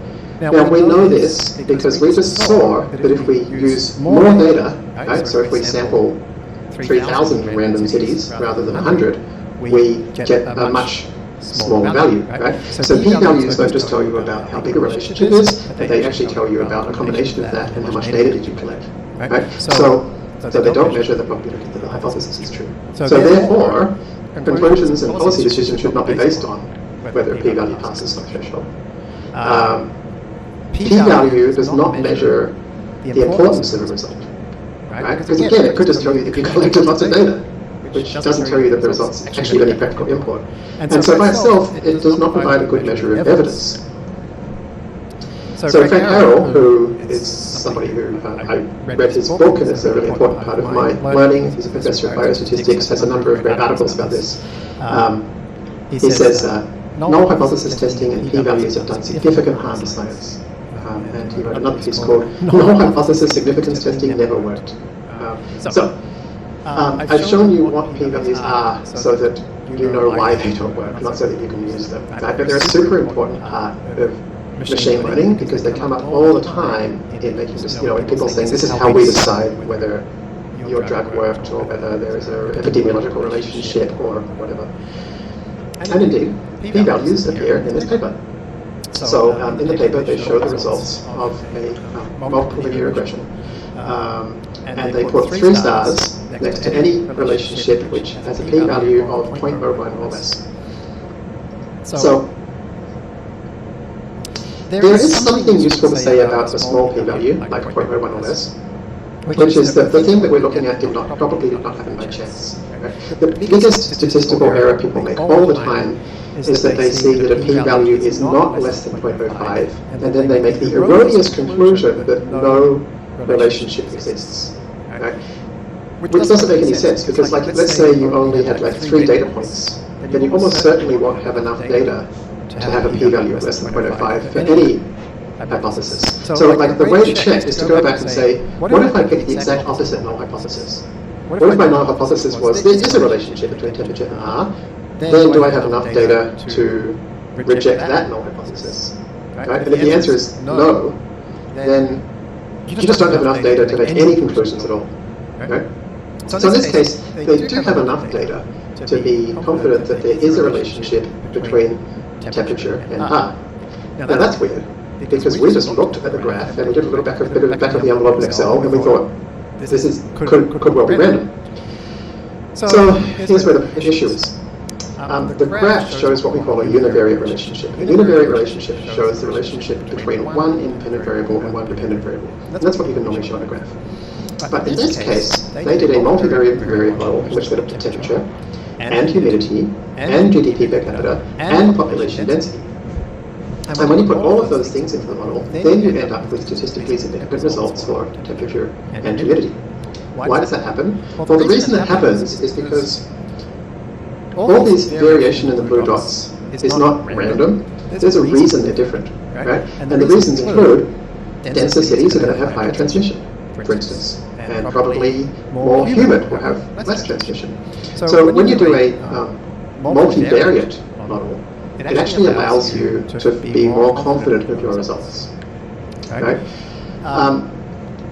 But the p-value, as noted by the American Statistical Association, does not tell us whether this is of practical importance. The thing that tells us that this is of practical importance is the actual slope that's found. And so in this case, the equation they come up with is that R equals 3.968 minus 0.038 by temperature minus 0.024 by relative humidity. This is this equation. Is this practically important? Well, we can again do a little back of the envelope here by just putting that into Excel. Let's say there was one place that had a temperature of 10 centigrade and a humidity of 40. Then if this equation is correct, R would be about 2.7. Somewhere with a temperature of 35 centigrade and a humidity of 80, R would be about 0.8. So is this practically important? Oh my God, yes. Right? Two different cities with different climates can be, if they're the same in every other way, and this model is correct, then one city would have no spread of disease because R is less than 1. One would have massive exponential explosion. So we can see from this model that if the modeling is correct, then this is a highly practically significant result. So this is how you determine practical significance of your models. It's not with p-values, but with looking at kind of actual outcomes. So how do you think about the practical importance of a model, and how do you turn a predictive model into something useful in production? So I spent many years thinking about this, and I actually created some other great folks actually created a paper about it, designing great data products. This is largely based on 10 years of work I did at a company I founded called Optimal Decisions Group. And Optimal Decisions Group was focused on the question of helping insurance companies figure out what prices to set. Insurance companies, up until that point, had focused on predictive modeling. Actuaries, in particular, spent their time trying to figure out how likely is it that you're going to crash your car, and if you do, how much damage might you have, and then based on that, try to figure out what price they should set for your policy. So for this company, what we did was we decided to use a different approach, which I ended up calling the Drivetrain Approach, just described here, to set insurance prices and indeed to do all kinds of other things. And so for the insurance example, the objective would be for the insurance company would be, how do I maximize my, say, 5-year profit? And then what inputs can we control? Which I call levers. So in this case it would be what price can I set? And then data is data which can tell you, as you change your levers, how does that change your objective. So if I start increasing my price to people who are likely to crash their car, then we'll get less of them, which means we'll have less costs, but at the same time we'll also have less revenue coming in, for example. So to link up the kind of the levers to the objective by the data we collect, we build models to describe how the levers influence the objective. And this is all like, it seems pretty obvious when you say it like this, but when we started work with Optimal Decisions in 1999, nobody was doing this in insurance. Everybody in insurance was simply doing a predictive model to guess how likely people were to crash their car, and then pricing was set by like adding 20% or whatever. It was just done in a very kind of naive way. So what I did is I over many years took this basic process and tried to help lots of companies figure out how to use it to turn predictive models into actions. So the starting point in like actually getting value in a predictive model is thinking about what is it you're trying to do, and what are the sources of value in that thing you're trying to do. The levers, what are the things you can change? What's the point of a predictive model if you can't do anything about it? Right? Figuring out ways to find what data you have, which one's suitable, what's available, and think about what approaches to analytics you can then take, and then super important, like, well, can you actually implement those changes? And super important, how do you actually change things as the environment changes? And interestingly, a lot of these things are areas where there's not very much academic research. There's a little bit, and some of the papers that have been particularly around maintenance of like how do you decide when your machine learning model is kind of still okay, how do you update it over time, have had like many citations, but they don't pop up very often because a lot of folks are so focused on the math, and then there's the whole question of like what constraints are in place across this whole thing. So what you'll find in the book is there is a whole appendix which actually goes through every one of these 6 things and has a whole list of examples. So this is an example of how to like think about value and lots of questions that companies and organizations can use to try and think about all of these different pieces of the actual puzzle of getting stuff into production and actually into an effective product. I have a question. Sure, just a moment. So, as I say, so do check out this appendix because it actually originally appeared as a blog post, and I think except for my COVID-19 post that I did with Rachel, it's actually the most popular blog post I've ever written. It's had hundreds of thousands of views. It kind of represents like 20 years of hard-won insights about like how you actually get value from machine learning in practice and what you actually have to ask. So please check it out. Okay, so he didn't give a link to his blog post, but these do look like really kind of deep questions that'll be important to think about. So I'm going to add these to my notes.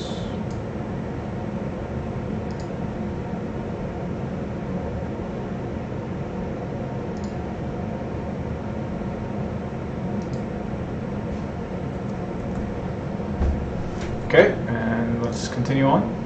Let's read the questions before we continue on. So, unless you track your models carefully, you may find them leading you to disaster.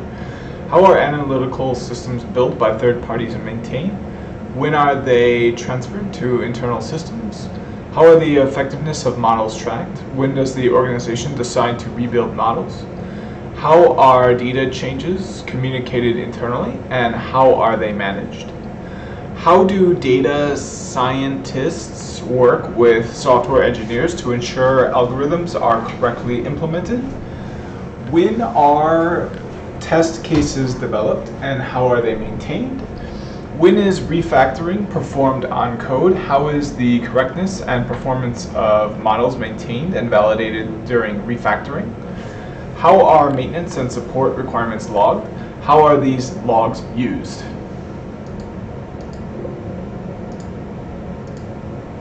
You'll find it helpful.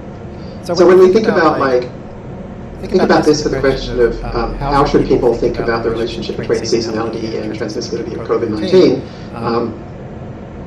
you kind of need to dig really deeply into the questions about like, well, not just what are those numbers in the data, but what does it really look like, right? So one of the things in the paper that they show is actual maths, right, of temperature and humidity and R, right?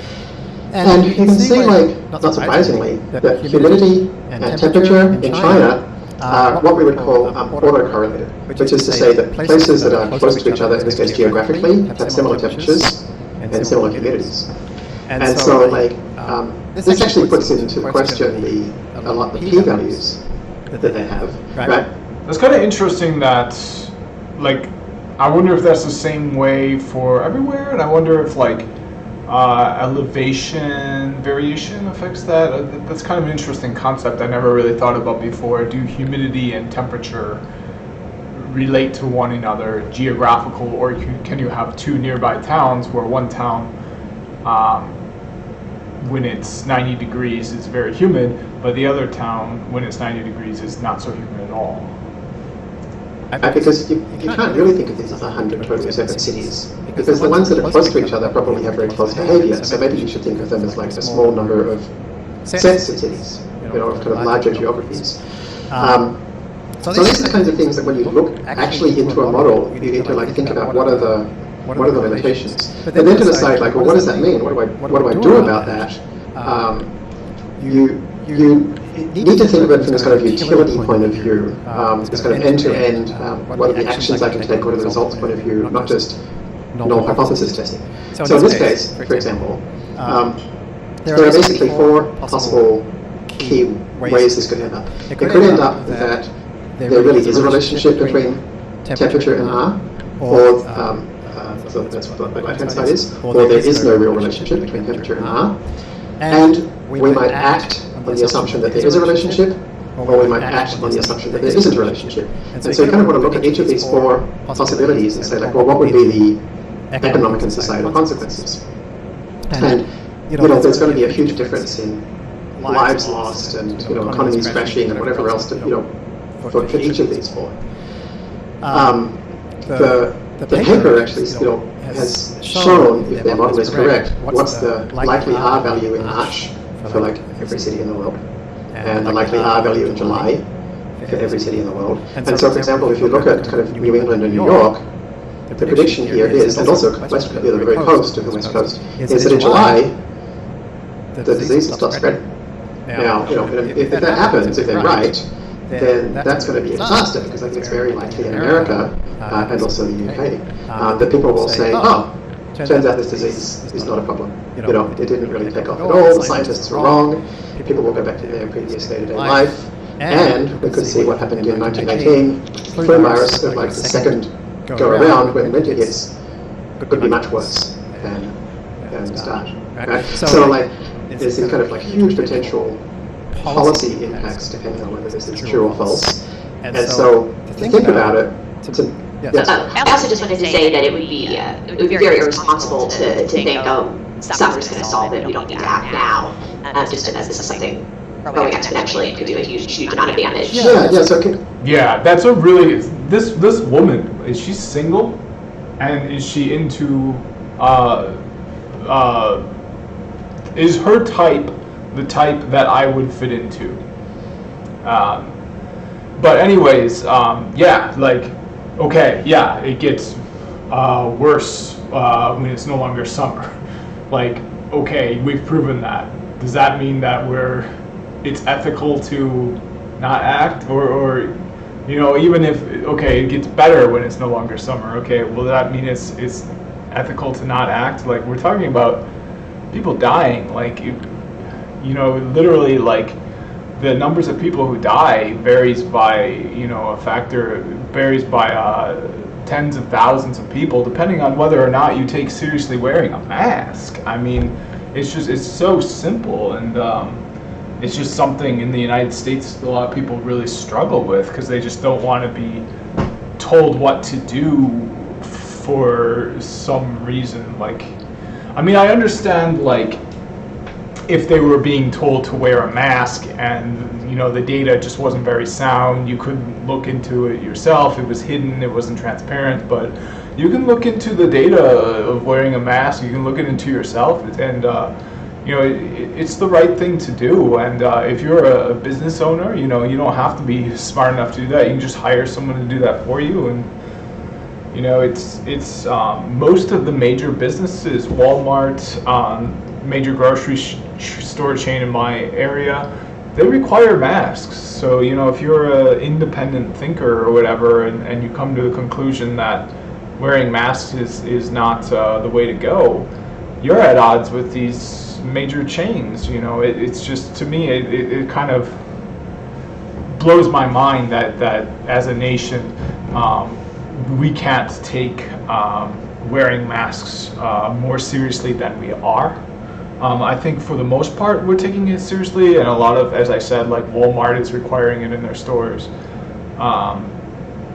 But it just seems like such a simple solution to such a complex problem. I can't believe more people aren't excited by there being just a simple thing you can do, and you're not just kind of at the mercy of circumstance. You can actually take an action to help. I am really shocked that people aren't more excited by that information the way I am. It excites me that really all I need to do is wear a mask and I can help write the history books on a 1 in 100 year pandemic that so far has killed nearly 200,000 people in the United States alone. So it's just I just don't understand it. I kind of wish he wouldn't talk about COVID-19 so much,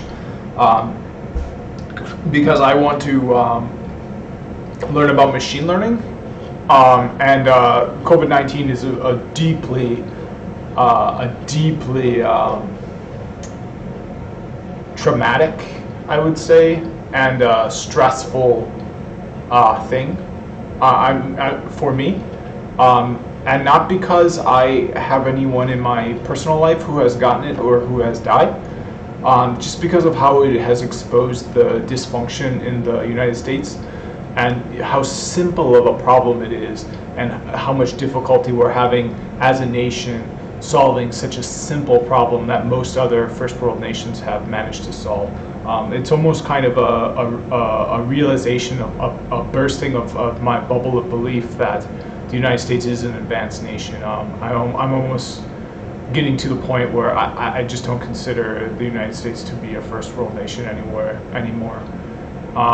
And that to me is really deeply traumatizing, because throughout my life, I'd always thought, I'm really thankful that I'm not a starving kid in Africa, that I live in the United States. And that might not be true. I might be not necessarily a starving kid in the United States, but I might be a dumb, oppressed, person in the United States, robbed of their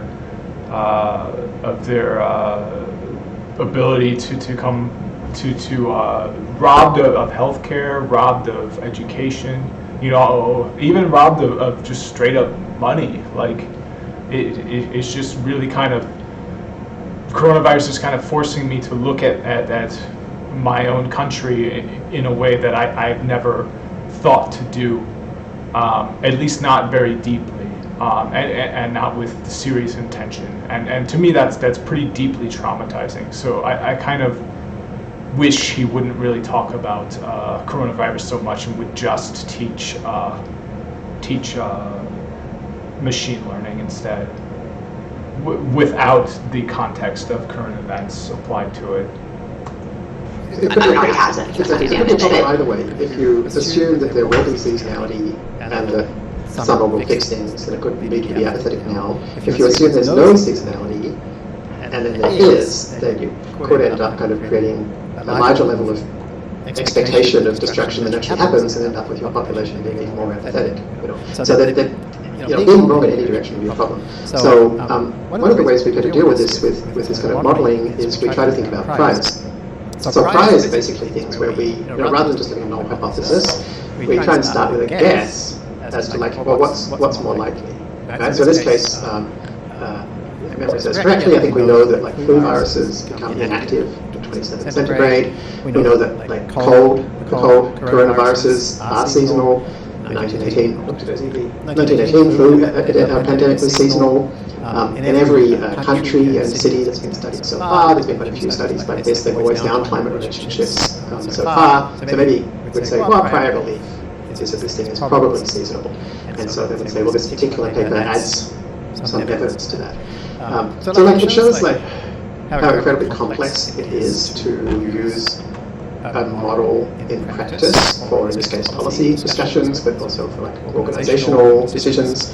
Because there's always complexities, there's always uncertainties, and so you actually have to think about the utility, and your best guesses, and try to combine everything together as best as you can.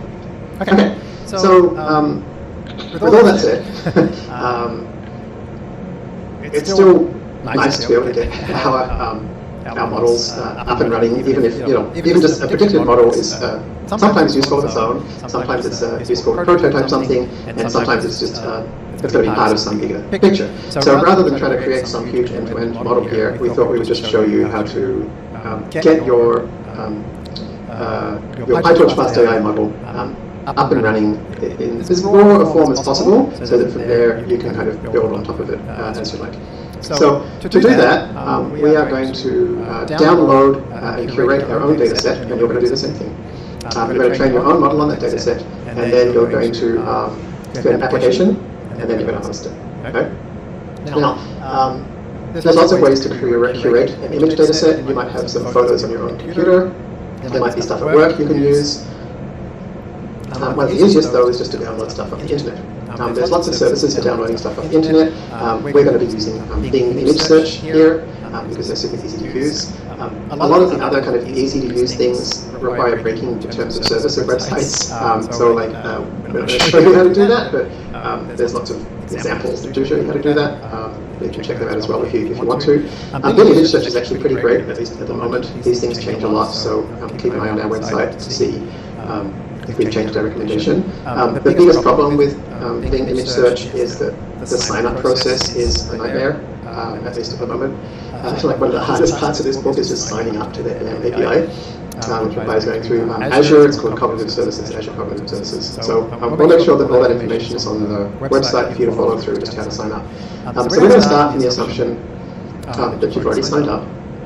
Okay, so we're going to start from the assumption that you've already completed the most difficult part of the course. So I'd love to just get through the video, but it sounds like I'm going to need to do that.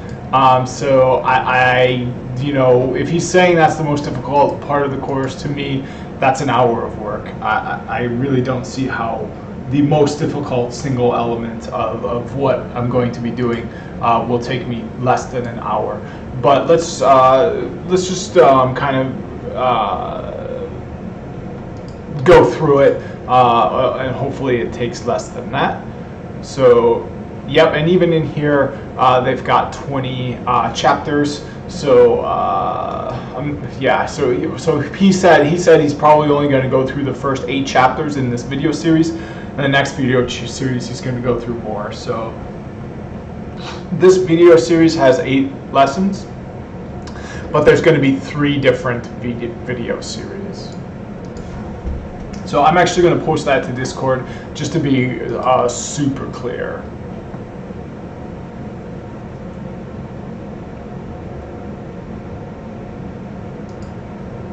Okay.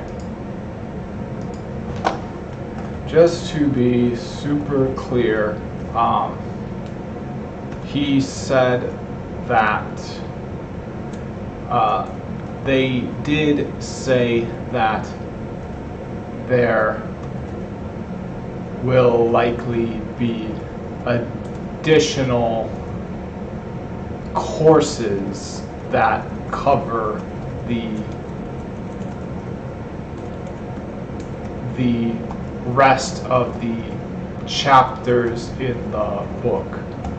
As far as I know, this course within 8 lessons will cover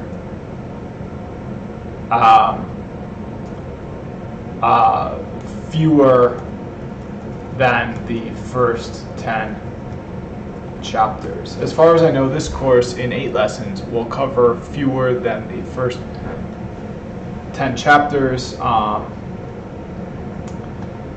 For this learning group,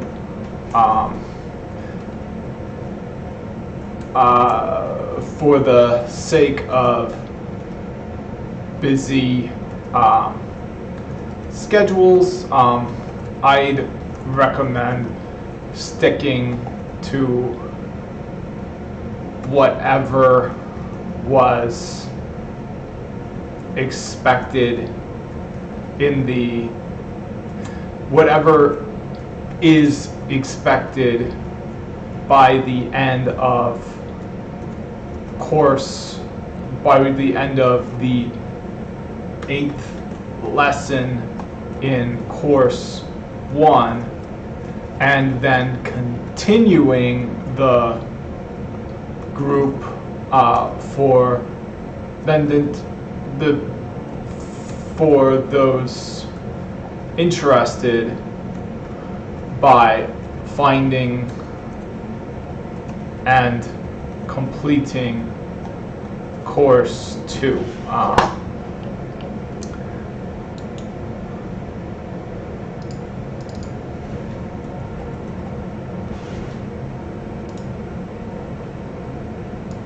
And moving on to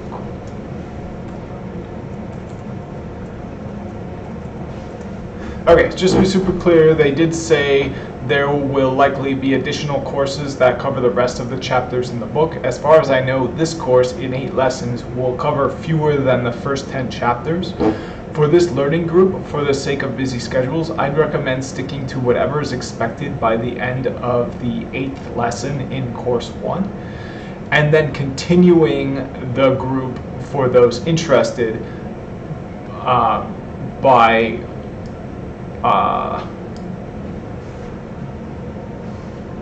working through course 2.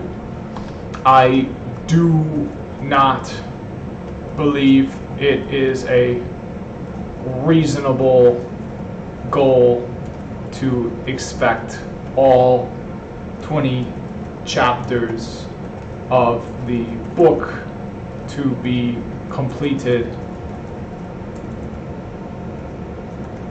as a part of this learning group as the initial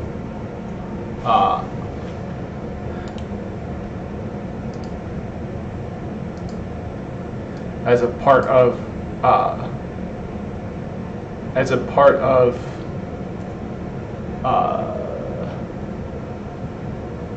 just to be super clear, okay, I do not believe it is a reasonable goal to expect all 20 chapters of the book to be completed as a part of this learning group. I mean, I wouldn't say that. I actually do believe it is reasonable. I kind of want to ditch the videos and just read the books, because it sounds like a lot of what he says in the videos is covered in the books. And he's just basically rereading the books to us, but in a way that is less polished or information dense. Maybe there's some tangents, and then it sounded like there were actually some decent questions being asked or something. Well, it actually didn't sound like that to me. But I think this is good. Okay. As far as I know, this course in 8 lessons will cover fewer than the first 10 chapters. For this learning group, for the sake of busy schedules, I recommend sticking to whatever is expected by the end of the 8th lesson in course 1, and then continuing the group for those interested by working through course 2. So by the end of the 8 weeks, if you choose to abandon the videos and have made it through all 20 chapters, excellent. You'll be a good source of the answer key during the discussions,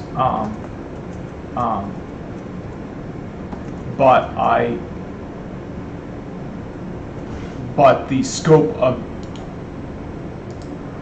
so by the end of the 8 weeks, if you choose to abandon the videos and have made it through all 20 chapters, excellent.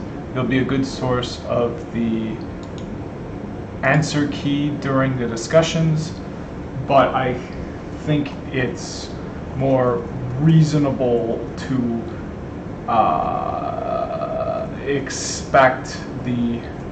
reasonable to have the expectations for each discussion session to be limited to the content covered in the video. Okay, so by the end of the 8 weeks, if you choose to abandon and make it through, excellent, you'll be a good source of the answer key during the discussions. but I think it's more reasonable to have the expectations for each discussion session limited to the content covered in the video.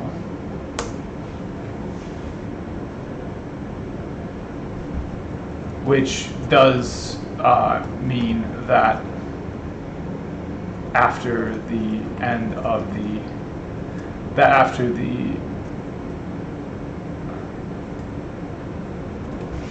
okay.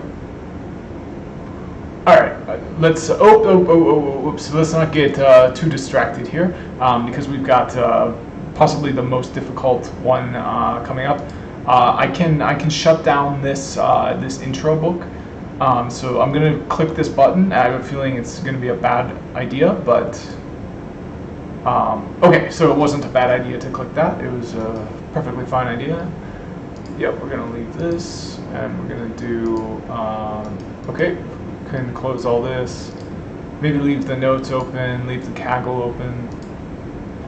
But yeah, so now we've got step 2. So, so it looks like we're gonna need to, yep, we're gonna need to do a few things for step 2. So let me go to Code Mentorship, Machine Learning, and then it's going to be this book.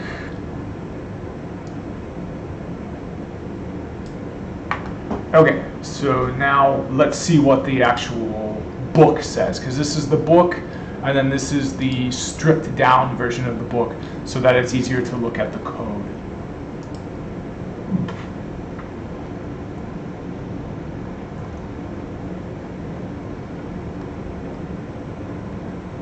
Yep, so this is what was covered in the lecture, so.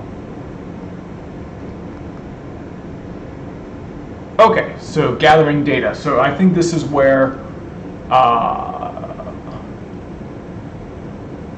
yep, so for many types of projects, you'll be able to find all the data you need online. The project we'll be completing in this chapter is a bear detector. It will discriminate between 3 types of bear: grizzly, black, and teddy bears. There are many images on the internet of each type of bear that we can use. We just need a way to find them and download them. We've provided a tool you can use for this purpose, so you can follow along with this chapter and create your own image recognition application for whatever kinds of objects you're interested in. In the fast.ai course, thousands of students have presented their work on course forums, displaying everything from hummingbird varieties in Trinidad to bus types in Panama. One student even created an application that would help his fiancée recognize his 16 cousins during Christmas vacation. That's hilarious. At the time of this writing, Bing search image is the best option we know of for finding and downloading images. It's free for up to 1,000 queries per month, and each query can upload up to 150 images, can download up to 150 images. However, something better might have come along between when we wrote this and when you're reading this book, so be sure to check out the book's website for our current recommendation. Important, keeping in touch with the latest services. Services can be used for creating data sets. Services that can be used for creating data sets come and go all the time, and their features, interfaces, and pricing change regularly too. In this section, we'll show how to use the Bing image search API available as part of Azure Cognitive Services. At the time this book was written, we'll be providing more options and more up-to-date information on the book's website, so be sure to have a look there now to get the most current information on how to download images from the web to create a data set for deep learning. Oh, and I did everything already, so if this was part of the nope, so I read all this before, I read it all out loud, and I don't remember doing anything for Azure.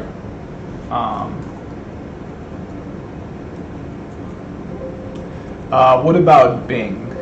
Okay, so no hits for Bing either. So yeah, I don't know what they're talking about. So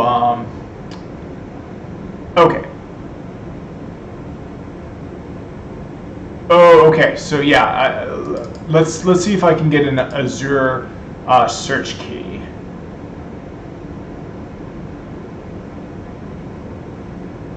Yeah.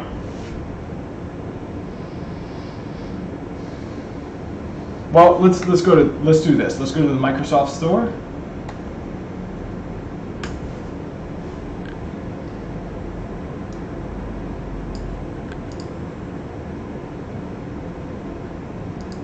And let's do Bing API.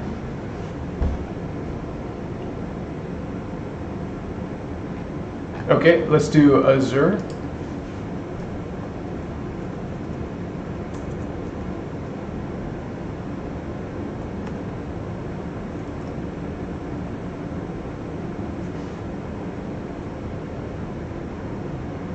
Okay, so I don't see anything there either. Let's do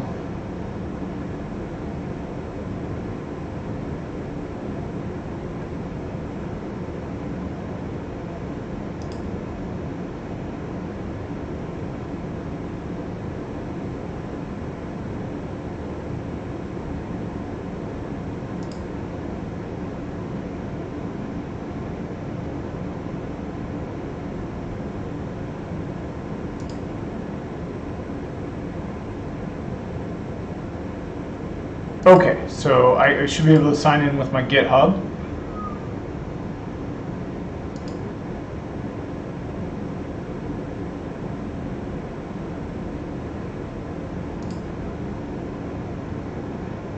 Okay, now I've been emailed a code, so I'm going to check that in a different window, one that I'm not sharing and then posting publicly on the internet. But I'm sure I can just enter my code in there, right? Maybe I should do that in a different window as well. Okay, so I got my code. Yeah, it's a single-use code, so it doesn't matter if anyone sees it because they won't be able to use it once I've already used it. So the code starts with, oops.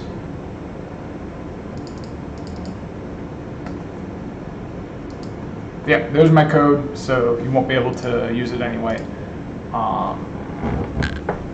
Okay, so yep, let's stay signed in.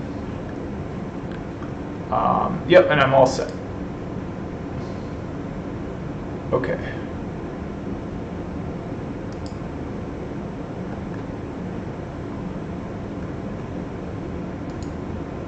Okay, so this is just an API. One interesting way, one good way you can think of API. So something that's not an API is like this web browser here. So you can see I've got all this text. I can click on things and everything. That's because it's meant for machine to human communication. It's meant for me to read, me to enter code, me to use. An API is meant for machine-to-machine communication. So you wouldn't need these pictures to display. You just need them to move as quickly as they can possibly move, so that the machines can, and you need them to be read as quickly as they could possibly be read, and as small as they could possibly be. So you're not going to make, you're not going to be displaying data in the same way you would display it for a human to read when you're using APIs, because it's meant for machine-to-machine communication. So that's kind of it stands for Application Programming Interface. So it's an interface meant for programming applications. It's not meant for a human to read and write. It's meant to put the data to use by a machine and not by a person. Okay, so let's, okay, so I'm going to need, okay, I will be given a key. So Bing image search, let's look for that.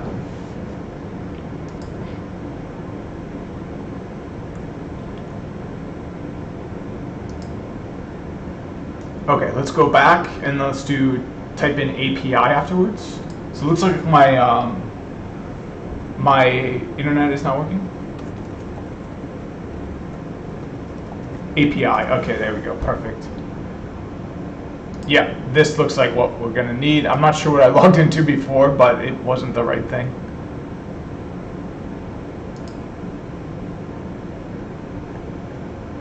Okay, so is there a way to sign up for it or use it?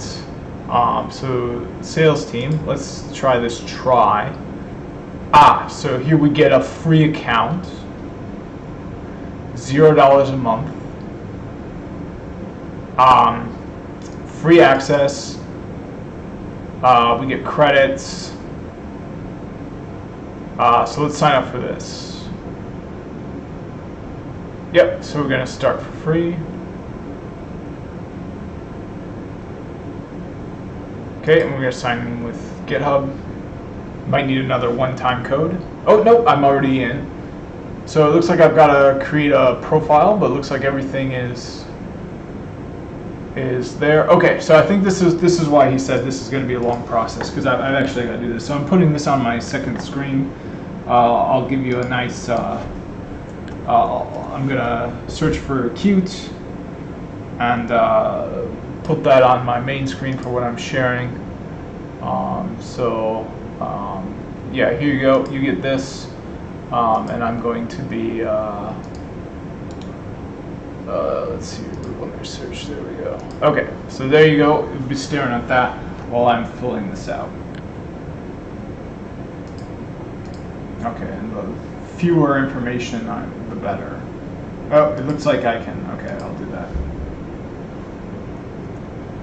I already get a bunch of spam phone calls anyway.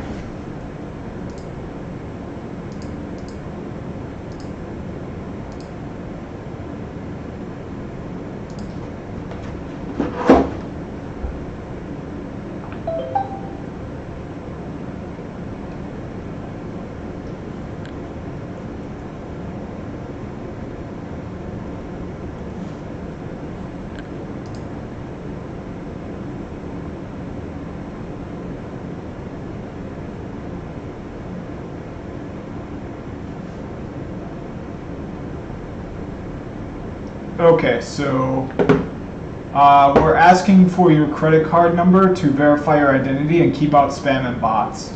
Well, they're not going to get it because they're not going to get it. So I'm not going to give them my credit card number. So I think we're going to need. I think there should be an image search API I can use, or some other thing I can use where I don't have to give a credit card number.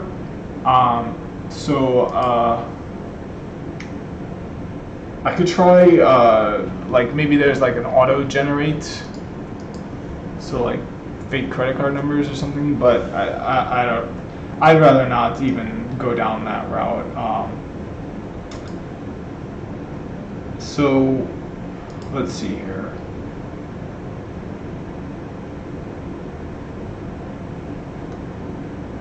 So yeah, it's saying I've got a image search, no credit card.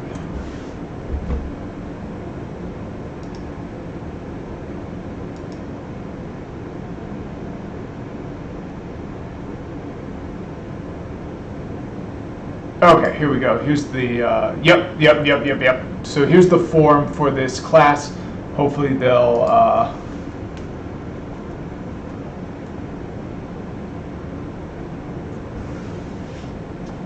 okay, so it looks like this person just gave out his credit card information. I mean, I'm sure it's probably safe.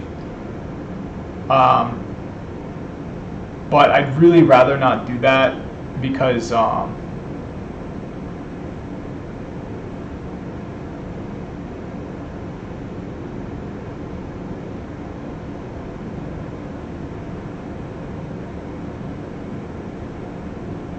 yeah, okay, so this looks good. So she didn't have to give her credit card number.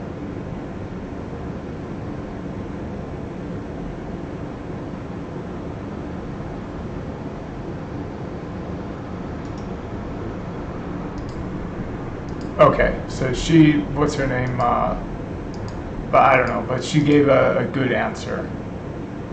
Yep, so she just, yep, file equals abstractarts.json. So she, okay, I think I can make it work that way. So we're going to go to Bing. Oops. Yep, we're going to go Bing image search. Yep, and now we're going to go there. And now what we're going to do is we're going to search for Derek. Well, let's search for Taeyeon instead. Yeah. Well, no, I might get porn if I do that. Okay, there's no porn, so let's. Okay, so that's good. And I've got the safe search on moderate right now. Let's put it on strict. Okay, and let's look for.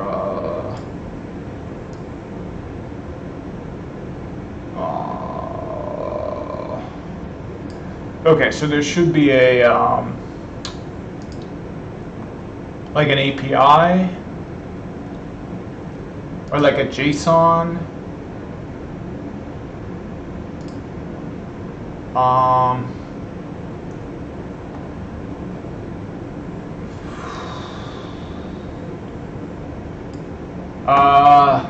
Yeah, I don't see anything. What now? I did see something before that was more what I'm looking for now. I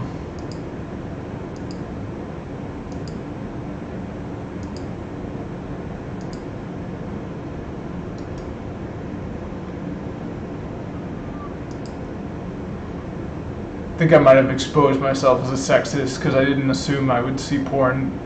Well, you know, I never said that, because I never said that there was more likelihood of seeing porn by searching for the female Japanese K-pop star than there was for the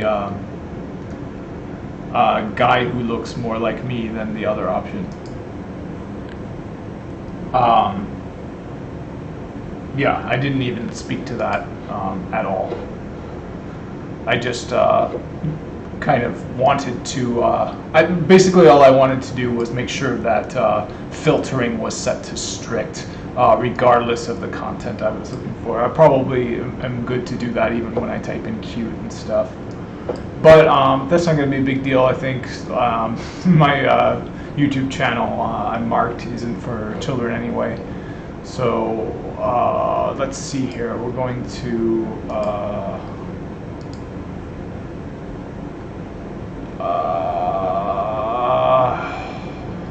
okay, I'm getting confused. So I'd like to just get back to that blog post by that lady that was super helpful. I forget her name, but she made this. So Slee, yeah, I'd like to hear more from Slee. Okay, Slee's completely gone. I could go to my history to find Slee. But I need to figure out how to get this sort of JSON payload. Let's go to the forums. Yep. Yep.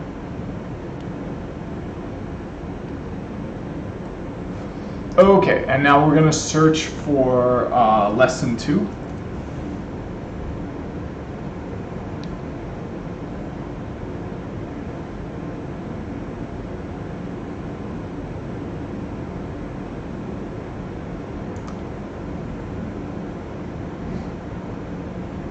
Okay, let's not search for that. Let's search for Bing image.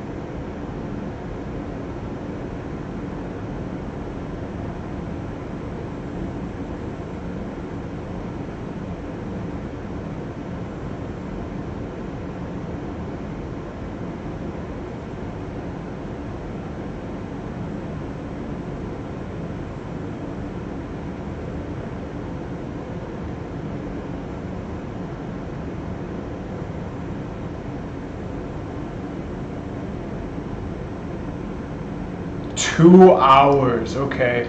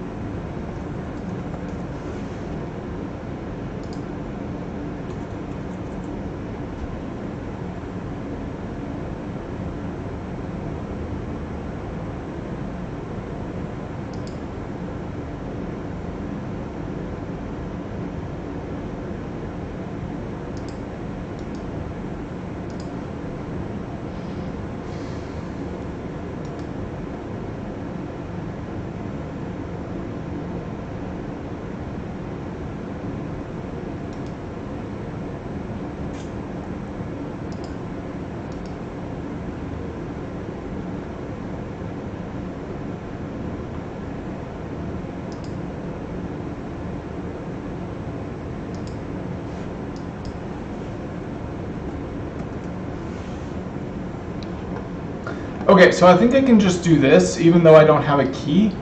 I can just grab the JSON from here.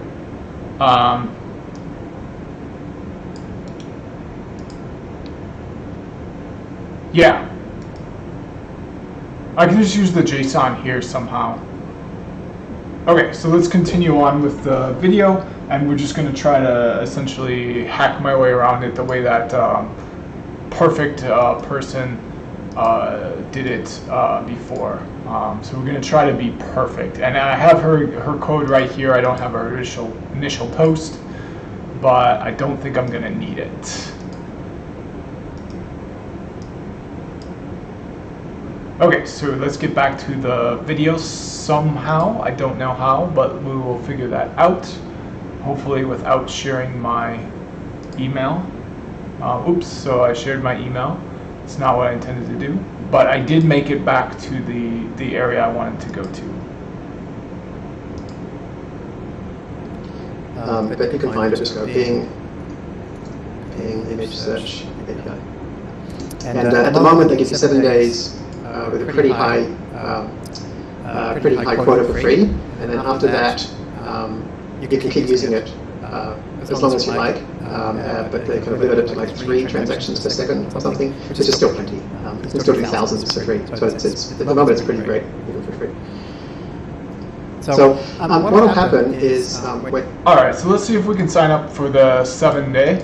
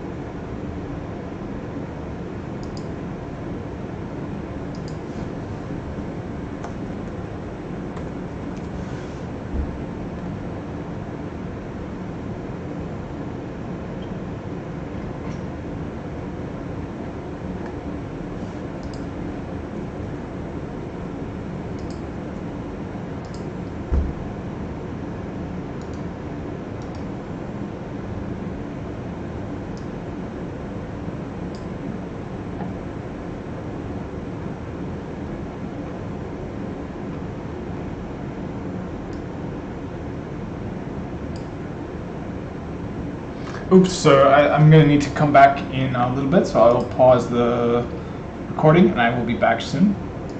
Alright, so I'm back and I'm still trying to figure out how to get this to work.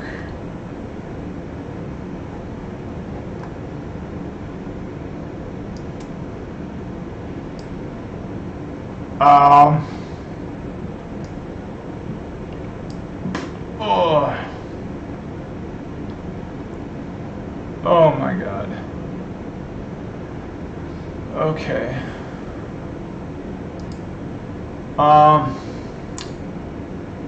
Okay, let's just continue on. When you sign up for Bing Image Search or any of these kinds of services, they'll give you an API key. So just replace the XXX here with the API key that they give you. Okay, so that's now going to be called key. In fact, let's do it over here. Okay, so he wants us to replace that with the key. So we're not going to do that though. We're going to use the API with the JSON payload. So let's okay, so we're going to need this tab. We're also going to need the workbook. Oops, so it looks like I have that tab open twice, so I definitely don't want to... Okay, so if it's open twice, it's going to be open twice here. Okay, perfect. So now I want my book. Okay, so here it is. So let's go to the key. Okay, so...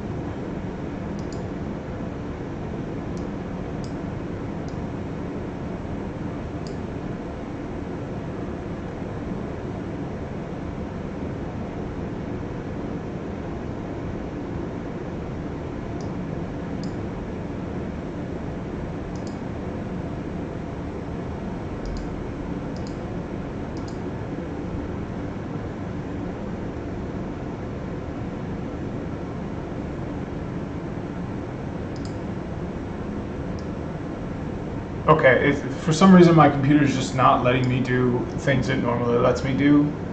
It might be heating up or something. Okay, there we go. Now it's working fine. So the next thing I'm going to try to do is look at the book. Here it is. So this is the stripped down version of the book used for the video. So we're going to need to get this length here to print out. So instead of key and instead of search images Bing,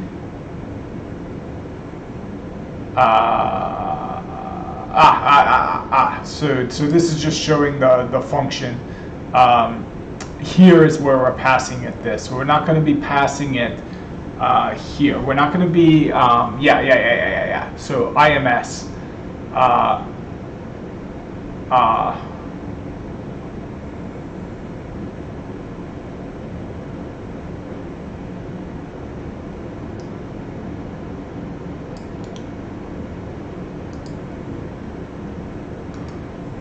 Okay, so I think there's a way to get this to work. I would like to have there be something here. Okay, yeah, this is what I want to be there. So perfect. Okay, so I think this, this search URL should work.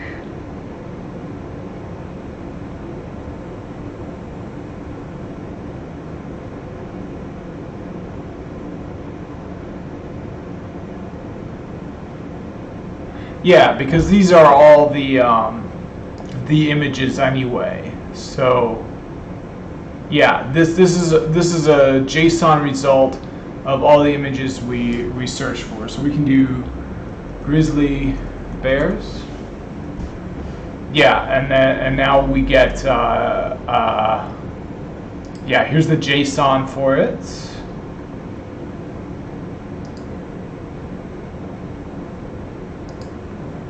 So let's take a look at results here.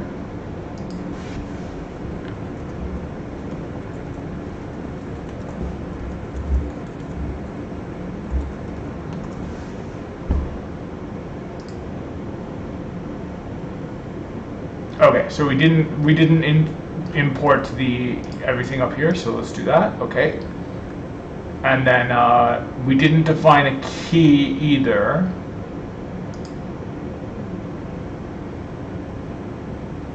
So this isn't gonna work because key is not defined. Let's just define it as XXX. Okay, it didn't work. Permission denied. Okay, so instead of printing results, let's go up here and let's do a help on this.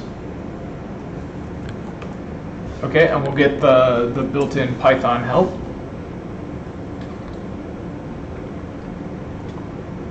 Okay, so I was hoping it would say what would be returned here, if it would be a JSON payload that would be returned.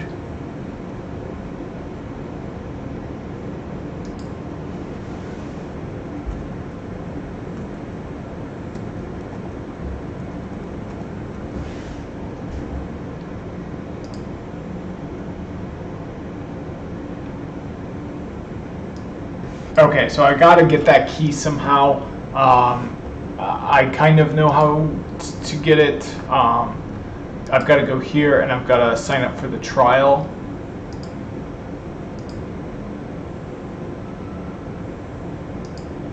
But you can see when I do that, we've got problems.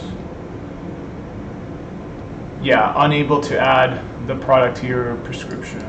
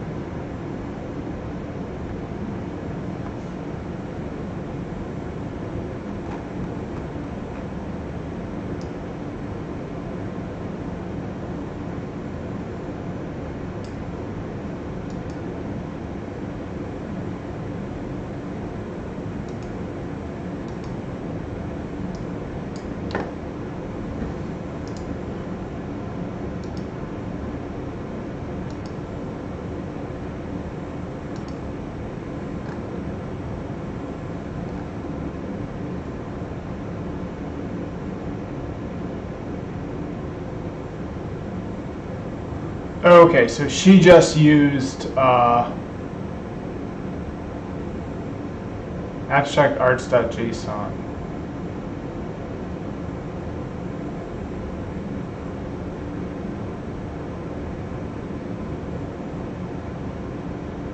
Okay. I got it. So we're gonna do Bing image search.api.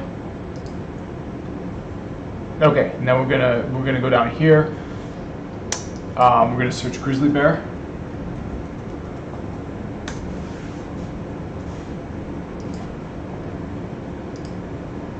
Okay, and now we've got here, so we're gonna expand this, and then we're gonna go to the JSON tab. Okay, now we're gonna copy all of this data here in the JSON tab.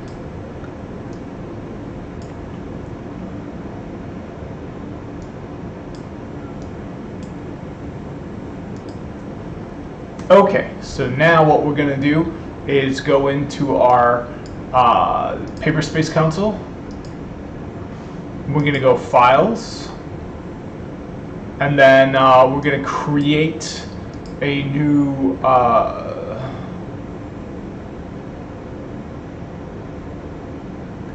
yeah, in here we're gonna create a new file. So we're gonna create a new text file.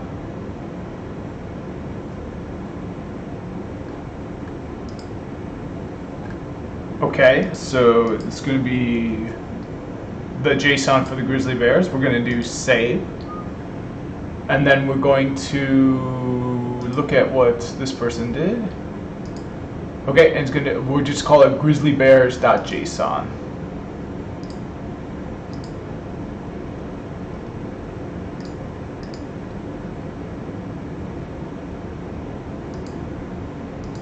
Okay, so let's see if we can rename it to call it, yep, okay.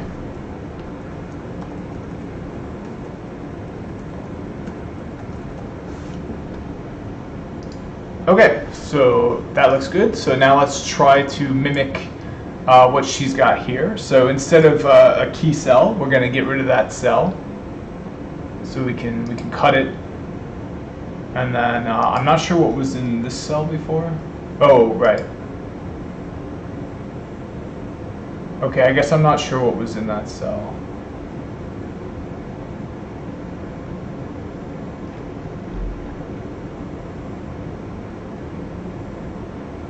Okay, so now we're not going to be using this function here, search images Bing. We're not going to be using that. So we can even delete this cell here. Okay, and we're going to delete this cell. Okay, so this is where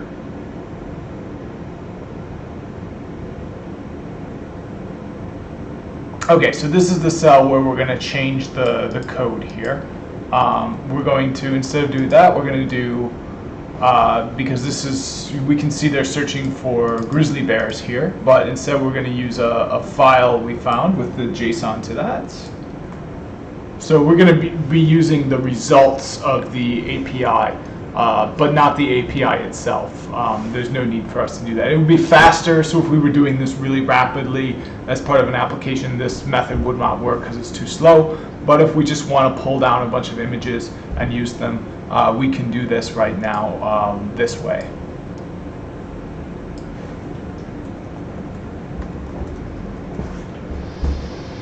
Okay, so yep, so now we can do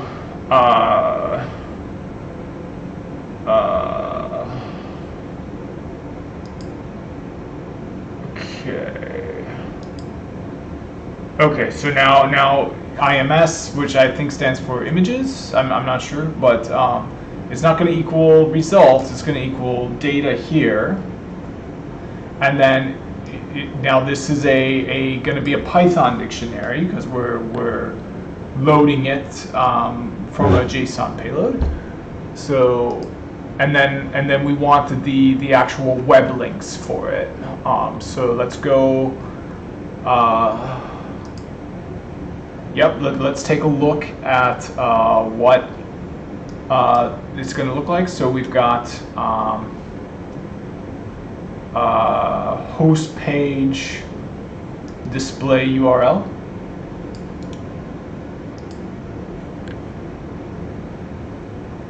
And hopefully this is going to give us a picture of, nope, it's going to give us the whole page. Okay, so we want the content URL.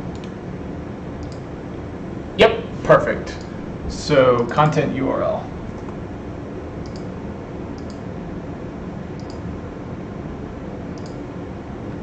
Okay, and this is going to be on here. Okay, so we're going to do data equals content URL. So this is just going to be all the content URLs. Let's see how many we got. Oops. So let's print out data and get a better sense for what's there. Okay, and we can comment out these two lines for now.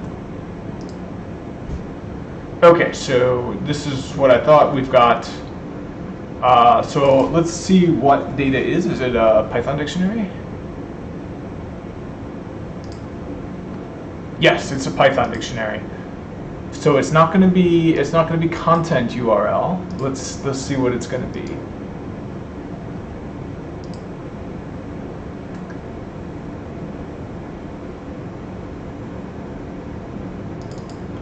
But the thing is, okay, so we gotta do value content URL. Okay, but value is going to be a list. So we gotta do this. We gotta do.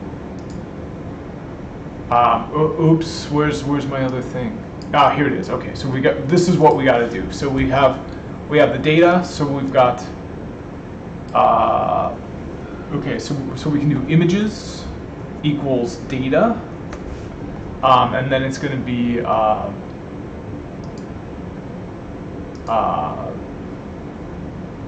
value. Okay. Or we can say for result in, we can do images equals an empty dictionary, and we can do or we can do images equals result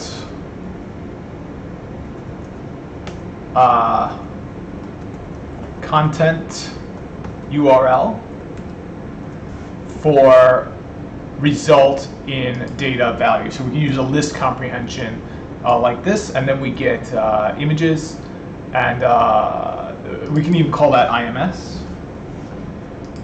Okay. Yep. And then let's take a look at what first let's see if this runs. Yep, it ran just fine. So now let's take a look at the length. Oh, nope, it looks like it did not run. So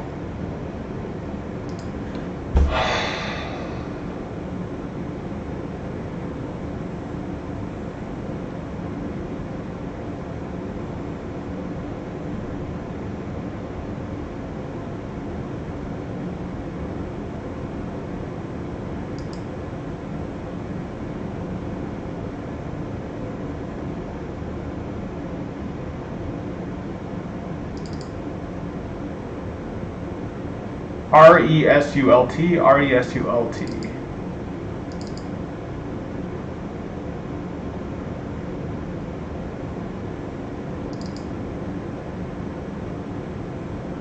Okay, well that doesn't work, so let's just do it like this. So for result in data valid, so we'll do IMS equals a blank list, and then we'll do for result in like that, we'll do 4 spaces. There we go. We'll do IMS dot append result content URL. Okay, and now let's see if we get a length. Perfect. So now we've got 35. We've got 35 images. You can see, and you can see what their result is here. We're going to have a similar result once I run this cell.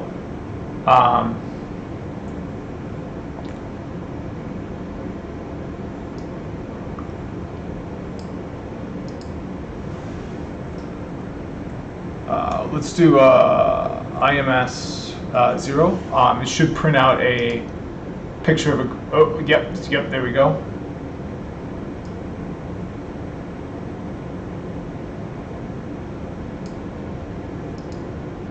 Okay, so now we've got just a list of grizzly bear images from doing that, of their links. So here we're going to have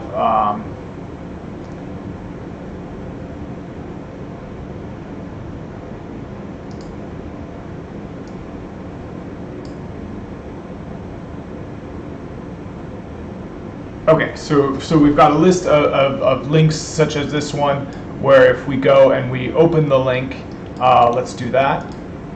We've got a picture of a grizzly bear. We're going to have 35 of these images. So in their next step, it looks like they've got something similar to that, but it looks like it's in a list and not a string. But I don't think we're going to need this cell. Let's get rid of it. We don't need to redefine the images. We've already got it. Okay, so now,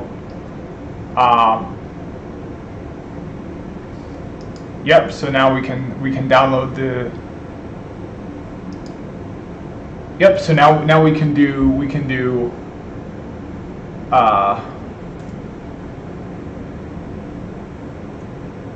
Yep. So we can do the same thing, and we can download the image.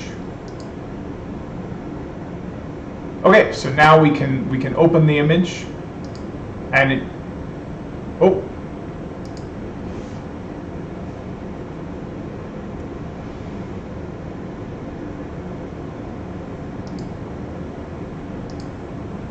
Oh. I'm not sure what's happening here. So now I think this is. Let's take a look at the help for download URL.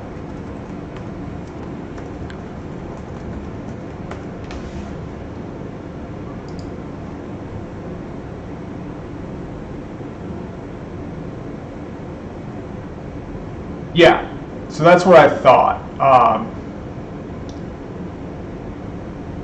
Oh, so I think I'm going to need to enable overwrite.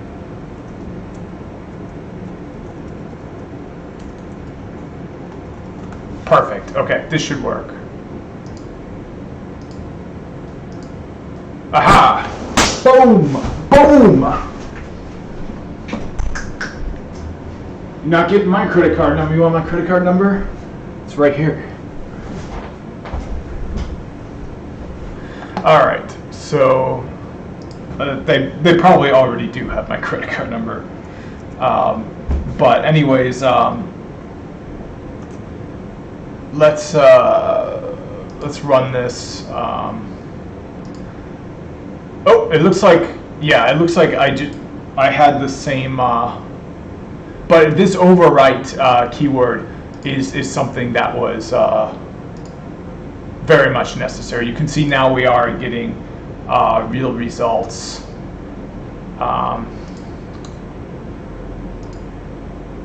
Okay.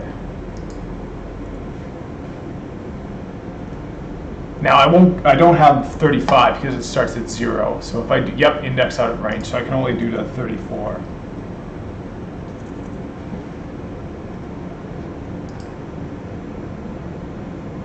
Okay, so let's see what the last. Okay, there it is.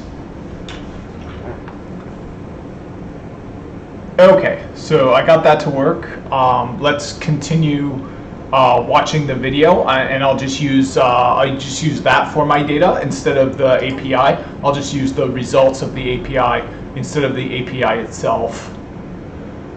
I think that'll work. The only problem with that is I'll have less data, but I mean this started off by saying you don't need that much data, so I'll probably end up proving them wrong, but let's just keep going. Okay, so you'll put in your key, and then there's a function we created called search images bin, which is just a super tiny little function. As you can see, it's just 2 lines of code. I'm just trying to save a little bit of time. Which will take your API key and some search term and return a list of URLs that match that search term. As you can see, for using this particular service, you have to install a particular package. So we'll show you how to do that on the site as well. So once you've done so, you'll be able to run this, and that will return by default, I think, 150 URLs. Okay. So FastData comes with a download URL function, so you just download one of those images just to check and open it up. And so what I did was I searched for grizzly bear, and here I have a grizzly bear. So then what I did was I said, okay, let's try and create a model that can recognize grizzly bears versus black bears versus teddy bears. So that way I can find out, I can set up some video recognition system near our campsite when we're out camping that gives me bear warnings. If there's a teddy bear coming, then it doesn't warn me and wake me up, because that would not be scary at all. Okay, so let me get, yeah, so I'm curious if I can get more than just 35. So here I get 951.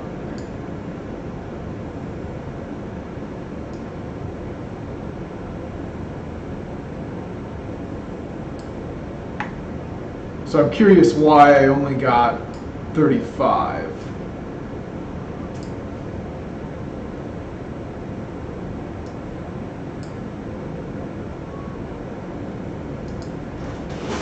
So let's open up Python. So we're going to go IPython, and then we're going to do temp equals this.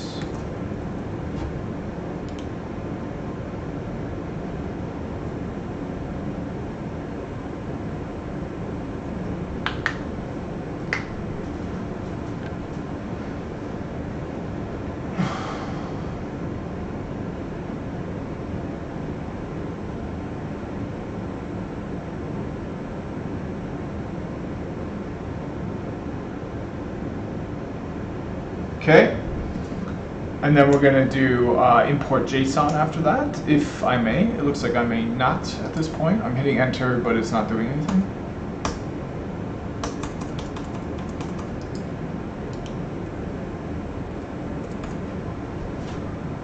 Okay, so I'm not sure why it's not doing anything when I hit enter. Usually enter has an immediate result. Ah, there we go. Okay, so probably just because it was a lot of data. So we're going to import JSON. Okay, and now we're going to do IMS equals JSON.loads temp. Okay, so hopefully we got a dictionary now. We do. So let's do length of IMS values.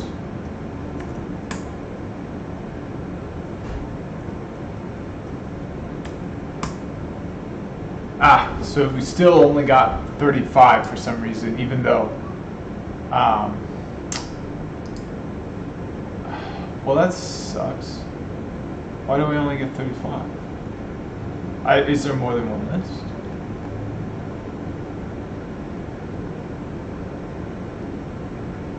They only give us 35, because this is just a preview, probably. Oh no! You know what? There are different lists. Oh, but these are ones that don't have grizzly bear in the text. These are like search curveball searches. Yeah, like related. So we definitely don't want these in there because we're looking at the difference between the two. So I think those 35 images are really gonna be good enough. Okay, so yeah. Let's continue watching the video.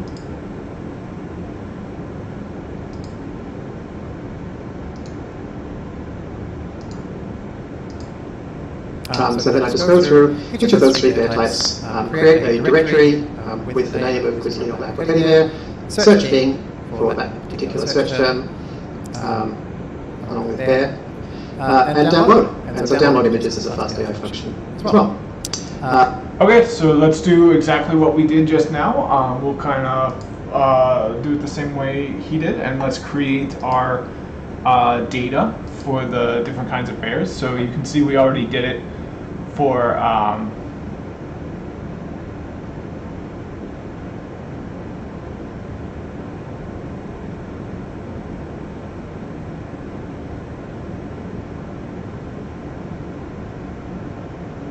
okay, let's take a look at some more things.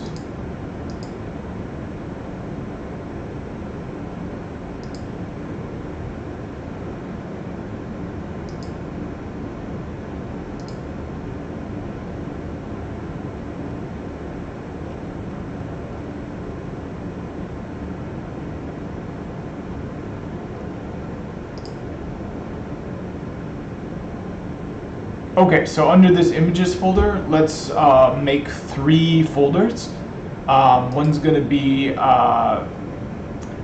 Grizzly, the other one's going to be Black, and the other one's going to be Teddy. I believe this is what, yep, this is what this code would do anyways. I'm not sure if it would do it under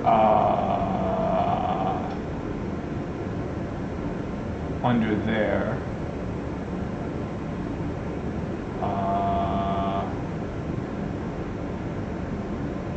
But let's do that anyways. We're going to do, oh, so it looks like they made a new path here. So let's print out path.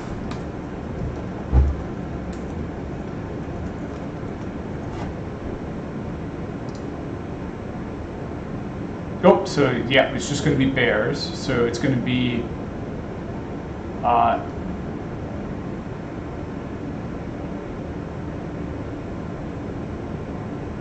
okay, so if pairs doesn't exist, okay, so it looks like they're just going to create a path here called bears. It's not going to be within the images, it's just going to be bears. So let's do that. So we're going to do a new folder, and we're going to call it bears.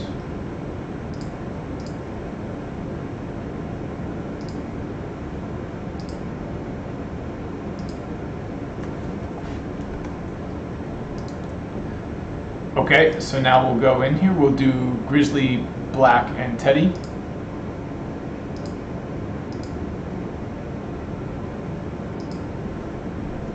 So we'll create 3 new folders.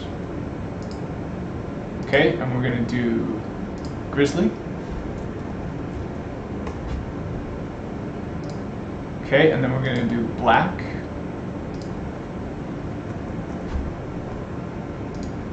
Okay, and then we're going to do Teddy.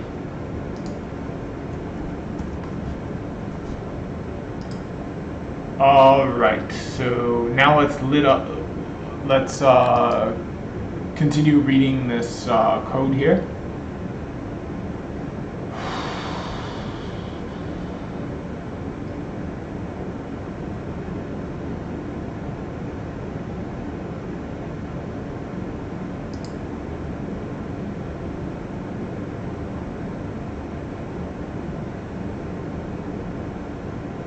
Okay, so now let's do path.exists. And let's see if we get true. We do, okay? So this is just going to happen if it doesn't exist. But we do want this to happen, for even though it does exist, we still want this to happen.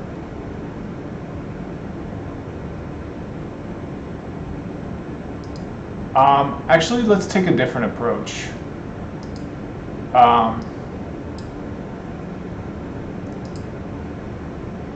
So yeah, so we're gonna have it create the folders for us now, but we're going to change it so that instead of the results coming from here, we're going to have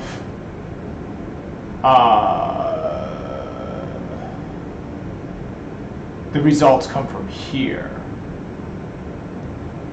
So yeah, so we're going to say, yep, and then we're going to have for image in image URLs, we're going to say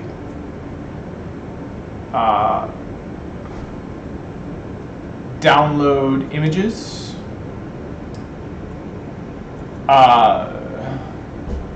and then we're going to have download images for our destination, which is going to be here,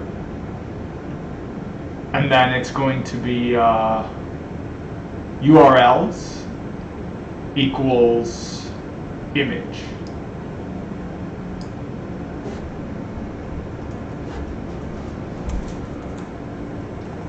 Perfect. Okay, so this should work. We're going to have a little bit more work though. We got to come up here, and we're not going to be calling this IMS anymore. We're going to be calling it Grizzly Images.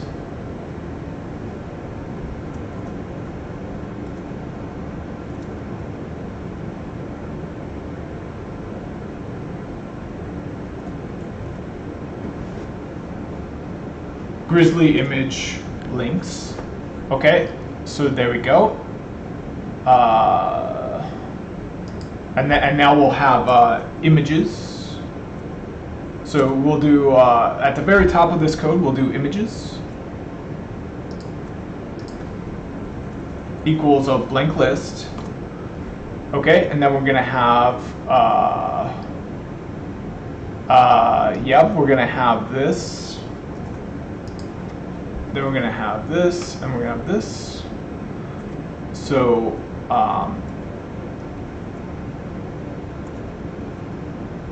okay, so, oops. Okay, so now this is going to be black bears. Okay, and this is going to be teddy bears. Okay, so now we'll need to create these JSON files manually. We already have the one for grizzly bears, so we're just going to need one for teddy bears and one for black bears. So let's do that.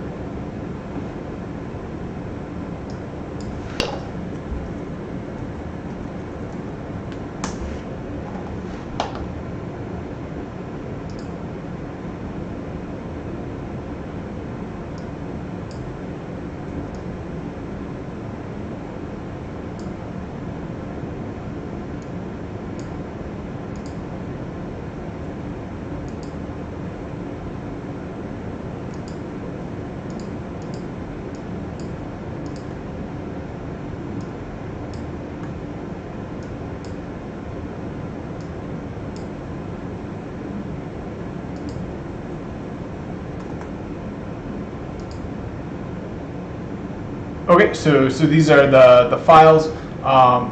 Let's go back here, and we can actually get rid of this work here that I did because it'll just be recreated. I want to use as much code as possible in the example.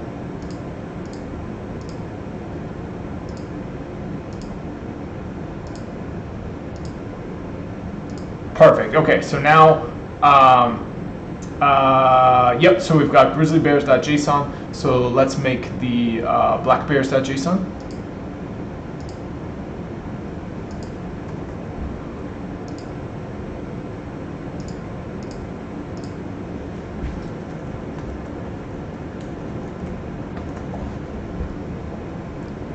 Okay, and now the last one is going to be teddy bear. Okay, and now this is going to be teddybears.json.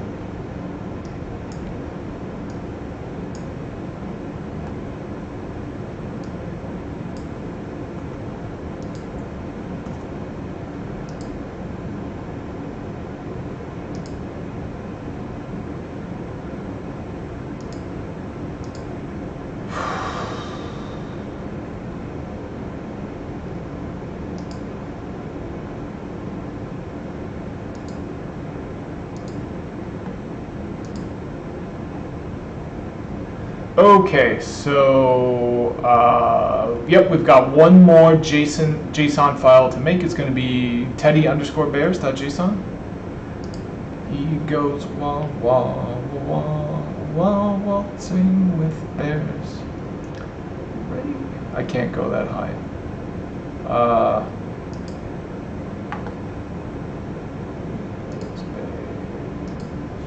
Okay, so we've got save. Let's do teddy bears. Okay, how do I go back? There's no way to go back.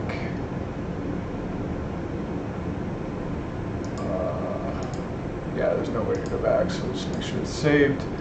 And then I will go back this this way.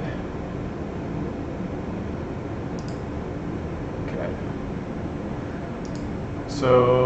So let's look at my JSON files. Perfect, we got them all. So now let's look at my code. Okay, so we've got images, it's just a blank list, and now we're,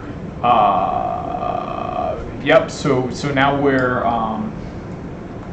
getting a list of all the URLs with those images in them. So once we got that, we're gonna create this variable grizzly image links, and we're gonna load up all the links from that payload, and then we're gonna say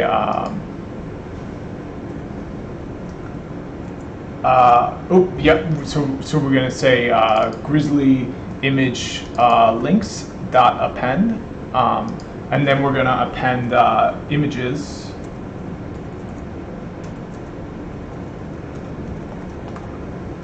with grizzly image links, and we'll do that for all of them. So we'll say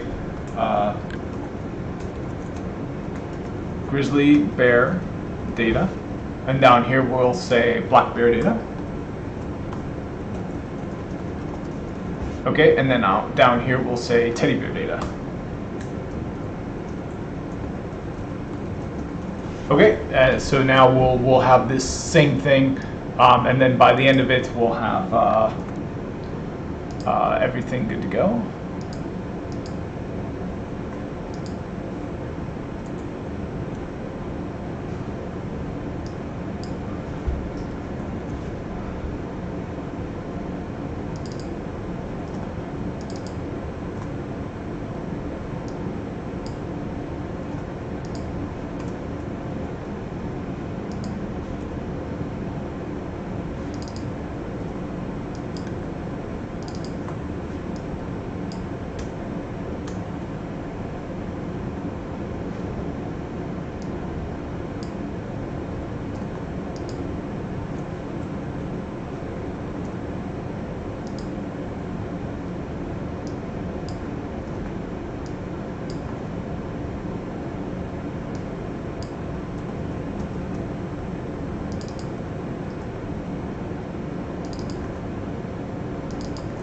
Okay, so now let's do, we'll do a print of images, and let's see what we get when I run this code.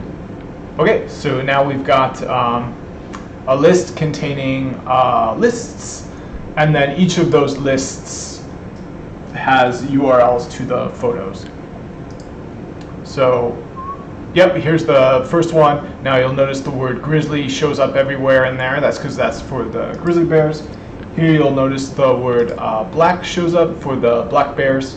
Yep, and then for this last one, we'll see the word teddy showing up everywhere. Yep, so yep, and stuffed animals, so perfect. So now let's pick out one of the teddy bear links. We'll go with the sixth one, or sorry, the seventh one, because it starts at 0. Okay, so we've got a link here. So let's feed that into the next part of the code.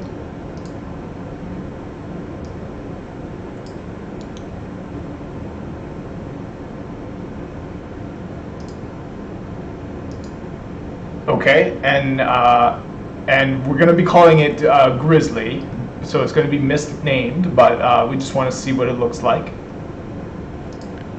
Okay, so now we got teddy bears. So let's go and load it up with a grizzly bear image, just so that that part is not named in a misleading manner. Oh, right, I didn't change it. I didn't change it here. So I think what I'll do is I'll do image equals images, yeah, and then yeah, down here I'll do image, yeah.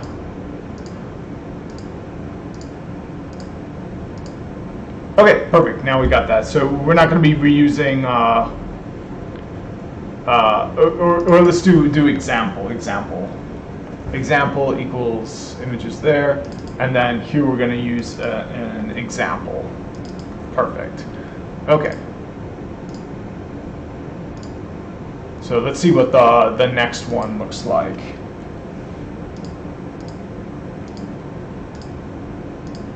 Okay. So now we can run the next part of the code, and and then it will download all of this data. Oops. So image URLs is not going to be correct. So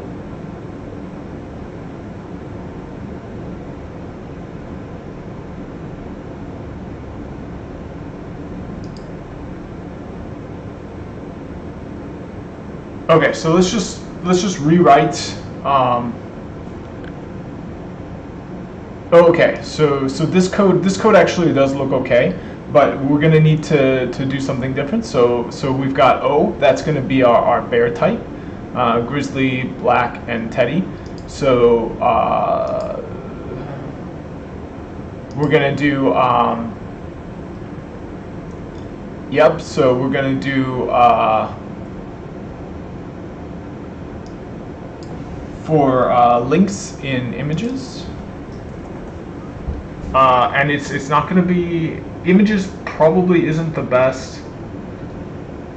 Yeah. So for links in images. Oh, sorry.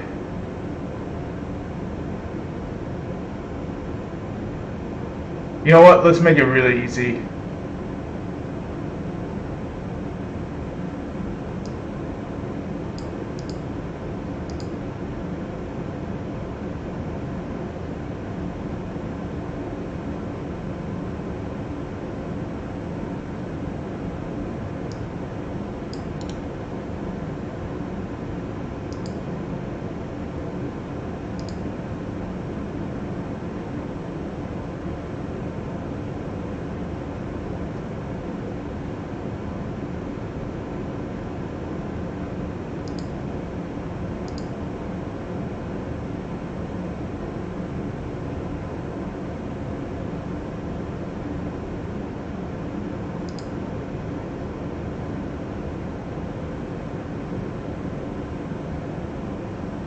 Okay, let's do this. Let's do A equals 0, and then we're going to do for O in image types. We're going to do for links in image 0, because we did grizzly, black, and teddy in the same order. So we're going to do it like this. This isn't the most readable code in the world, but it is going to be functional.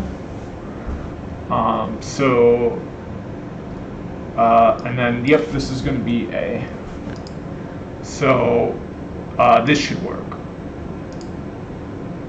Okay, so let's take a look at here and see if it worked. Yep, so we've got our bears directory now. Oops, so it didn't work. We only got the grizzly directory. We didn't get the other one. So let's remove that. Let's go back here. Let's delete this. All right, and now let's try it again. Perfect. So now we're downloading all those images. We're going to have a bunch of data that we'll use for our model. Okay, so I'm going to pause it and be back shortly.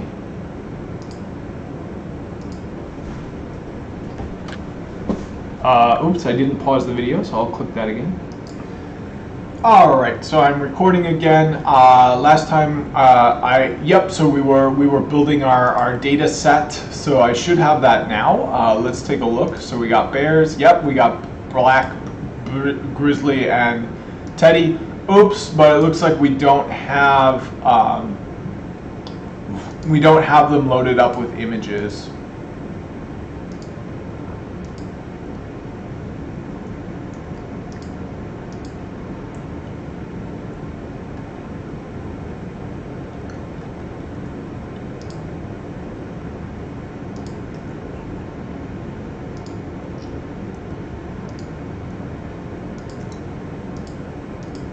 Okay, so I'm not sure what happened there. Let's look closer at the code.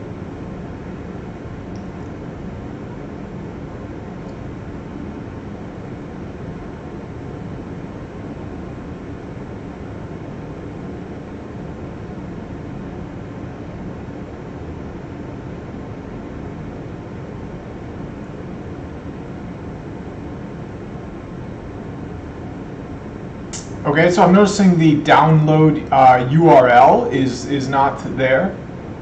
I think we're definitely going to need that.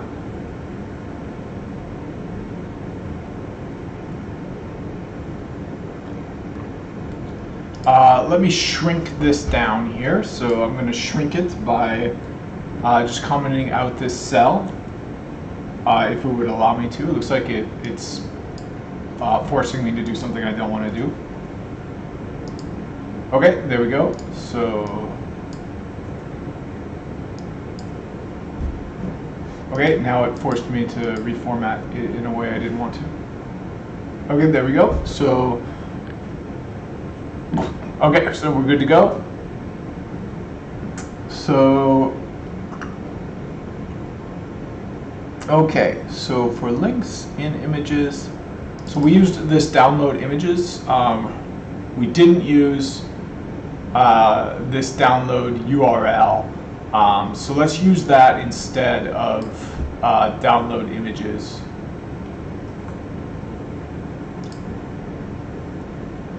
So we're going to need to give it the image, the destination, and then we'll do override equals true.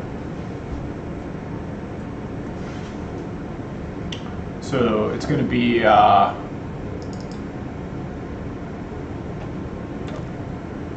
okay, for link in images A, the link and then the destination, override equals true.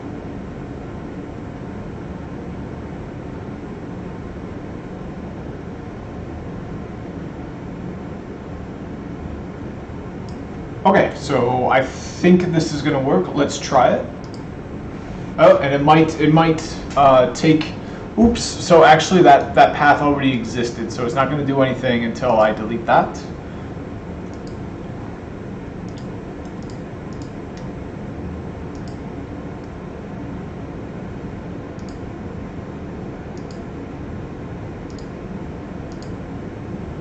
Okay, so now let's run it and see what we got.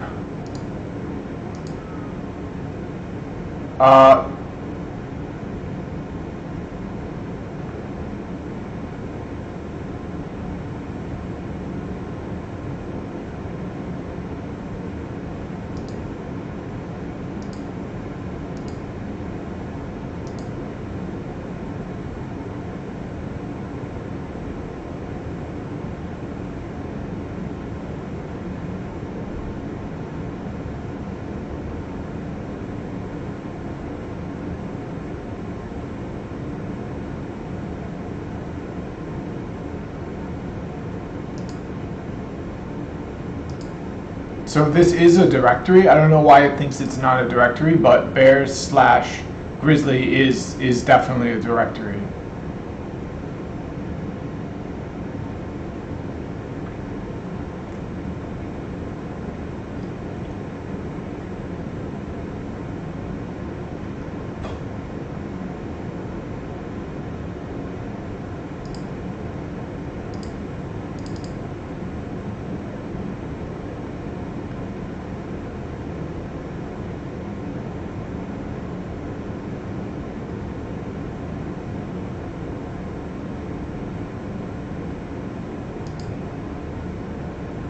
Oh, no, they're saying that it is a directory. It's not that they're saying it's not a directory. Yeah, I've got to give it a file name. Okay, so to give it a file name, let's do for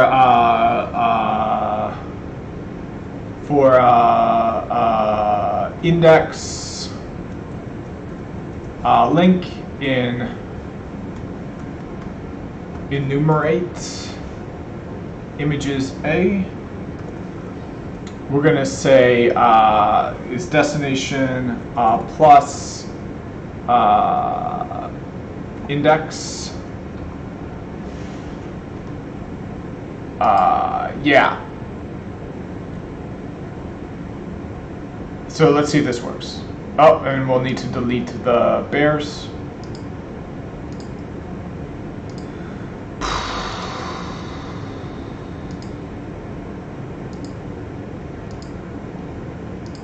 Okay, so now let's run this and see what we got. Oops, so, aha, so we've got a problem here. So let's do path equals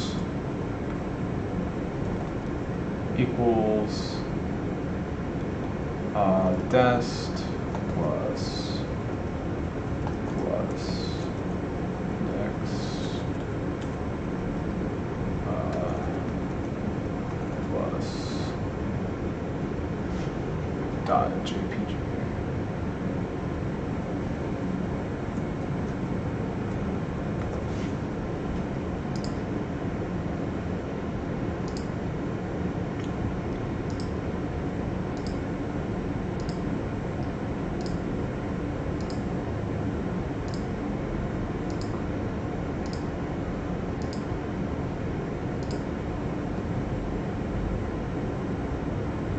So something really bad is happening right now. Let's do a print on dest.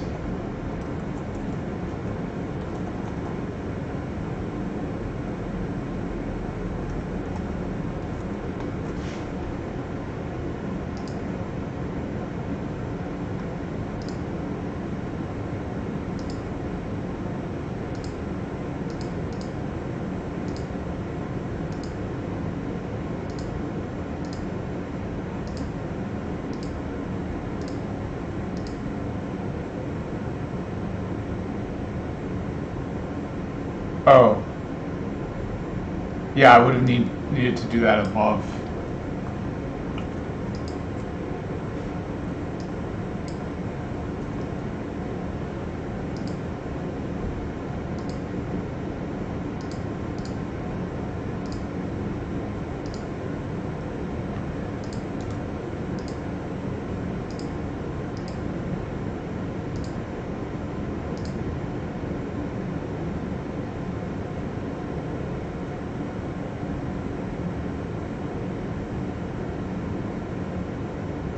Oh, you know what? This has got to be a string.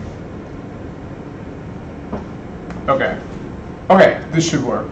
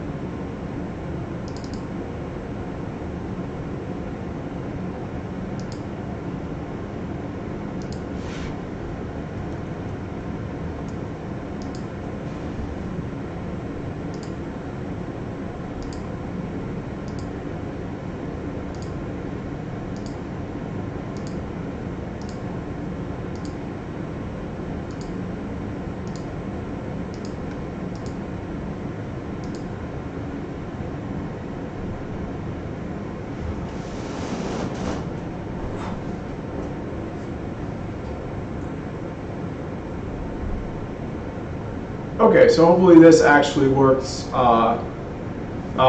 might be able to verify just by going in. Yep, we got the bears directory. Oh, so it looks like we're now just creating a bunch of directories instead of creating files within the directories. So hopefully there's a way to stop this.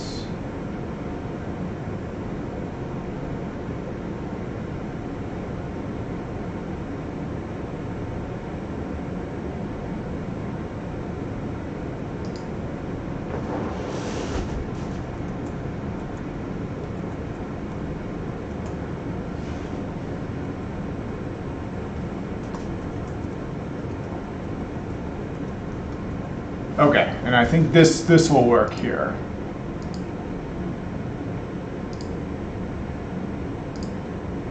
So hopefully there's an easy way to select all of these.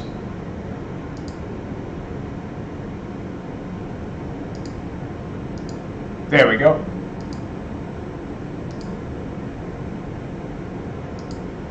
But you can see it did work for all of the different kinds of bears. So I think the code's going to work now. Yep.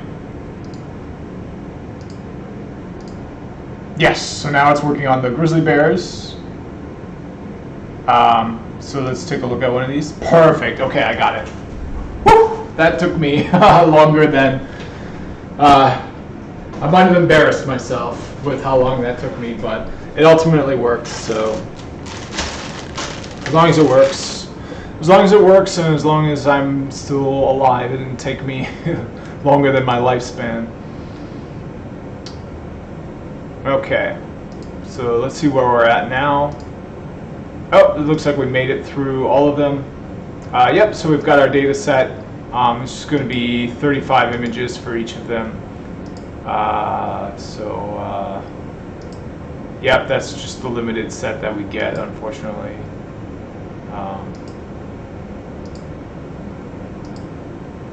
But I mean, they said it shouldn't require a lot of data, so we're going to put it to the test.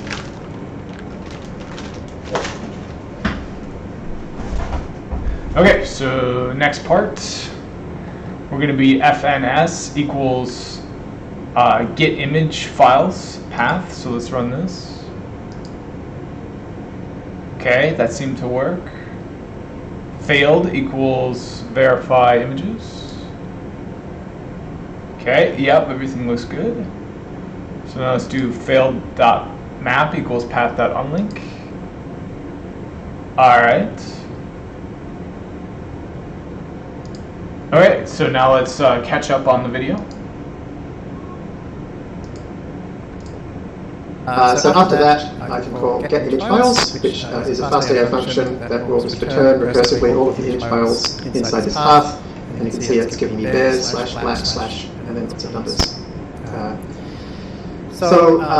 One of the things you have to be careful of is that a lot of the stuff you download will turn out to be like not images at all and will break. So you can call verify images to check that all of these file names are actual images. In this case, I didn't have any failed, so it's empty. But if you did have some, then you would call path.unlink. Path.unlink is part of the Python standard library, and it deletes the file. And map is something that will call this function for every element of this collection. This is part of a special fast AI class called L. It's basically it's kind of a mix between the Python standard library list class and the NumPy array class. And we'll be learning more about it later in this course. But it basically tries to make it super easy to do kind of more functional style than Python. So in this case, it's going to unlink everything that's in the failed list, which is probably what we want, because they're all the images that failed to verify. Right. So we've now got a path that contains a whole bunch of images, and they're classified according to black, grizzly, or teddy based on what folder they're in. And so we're going to create a model. And so to create a model, the first thing we need to do is to tell FastAI what kind of data we have and how it's structured. Now, in lesson 1 of the course, we did that by using what we call the factory method, which is we just said image data loaders dot from name, and it did it all for us. The factory methods are fine for beginners. Now we're into lesson 2, we're not quite beginners anymore. So we're going to show you the super flexible way to use data in whatever format you like, and it's called the data block API. And so the data block API looks like this. This is the data block API. You tell FastAI what your independent variable is and what your dependent variable is, so what your labels are and what your input data is. So in this case, our input data are images, and our labels are categories. So the category is going to be either grizzly or black or teddy. So that's the first thing you tell it. That's the blocks parameter. And then you tell it, how do you get a list of all of the, in this case, file names? Right? And we just saw how to do that because we just called the function ourselves. The function is called getImageFiles. So we tell it what function to use to get that list of items. And then you tell it, how do you split the data into a validation set and training set? And so we're going to use something called a random splitter, which just splits it randomly, and we're going to put 30% of it into the validation set. We're also going to set the random seed, which ensures that every time we run this, the validation set will be the same. And then you say, okay, how do you label the data? And this is the name of a function called parent label. And so that's going to look for each item at the name of the parent. So this particular one would become a black bear. And this is like the most common way for image data sets to be represented, is that they get put, the different images files get put into folder according to their label. And then finally here we've got something called item transforms. We'll be learning a lot more about transforms in a moment, but these are basically functions that get applied to each image. So each image is going to be resized to a 128 by 128 square. So we're going to be learning more about data block API soon, but basically the process is going to be, it's going to call whatever is getItems, which is a list of image files, and then I'm going to call getX, getY. So in this case there's no getX, but there is a getY, so it's just a parent label. And then it's going to call the create method for each of these two things. It's going to create an image, it's going to create a category. And then I'm going to call the item transforms, which is resize.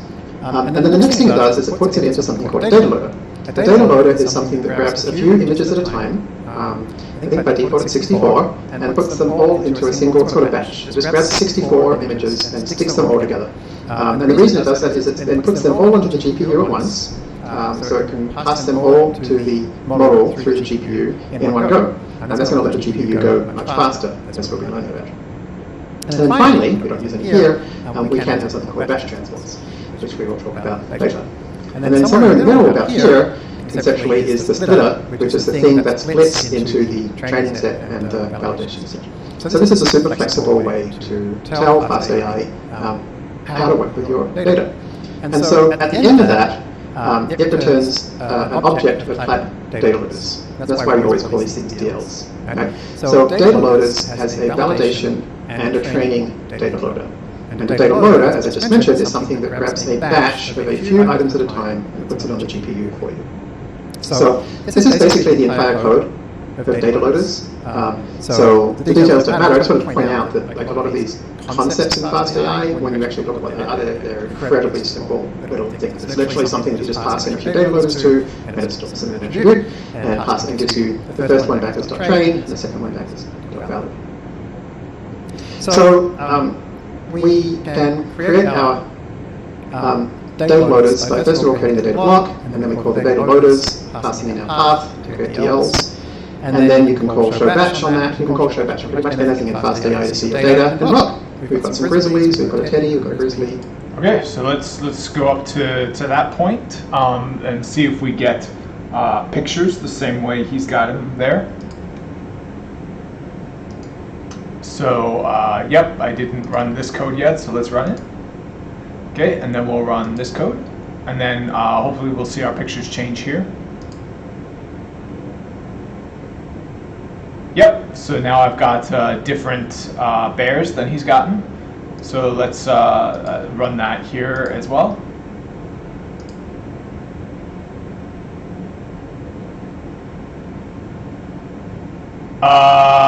So I'm not sure. Oh, yep. So same thing. We got different bears. So now let's run this one. Yep, we got to see. So it looks like it looks like we got our 4 bears here, but now we're going to be modifying those image files. So it looks like we're resizing them, we're squishing them down, and then here we're padding the images so that even though they're resized, they're all going to be the same pixel or something. And then let's hit this one and let's go back to the video.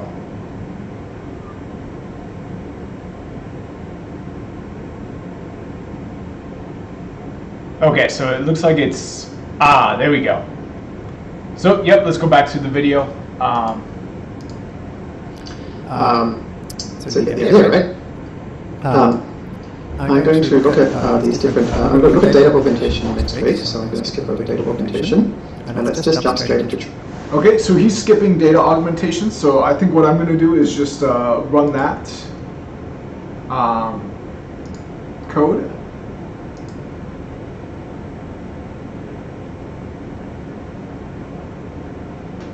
Now we should have different pictures than what he had there. He had some orange pictures of teddy bears.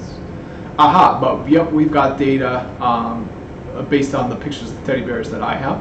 So the next part is going to be training your model and using it to clean your data. Training your model. So once we've got DLs, we can, just like in lesson 1, call CNN learner to create a ResNet. We're going to create a smaller ResNet this time, a ResNet 18. Again, asking for error rate. We can then call .fineTune again. So you see it's all the same lines of code we've already seen. And you can see our error rate goes down from 9 to 1, so we've got 1% error. And after training for about 25 seconds. So you can see, we've only got 450 in. Okay, so let's get some output like he's got there by running our, training our data based on the data I have, which is just going to be 35 pictures of black grizzly and teddy bears. It's going to be quite a bit different from the data he's using, but hopefully it will work similar. Okay, so we're training the model.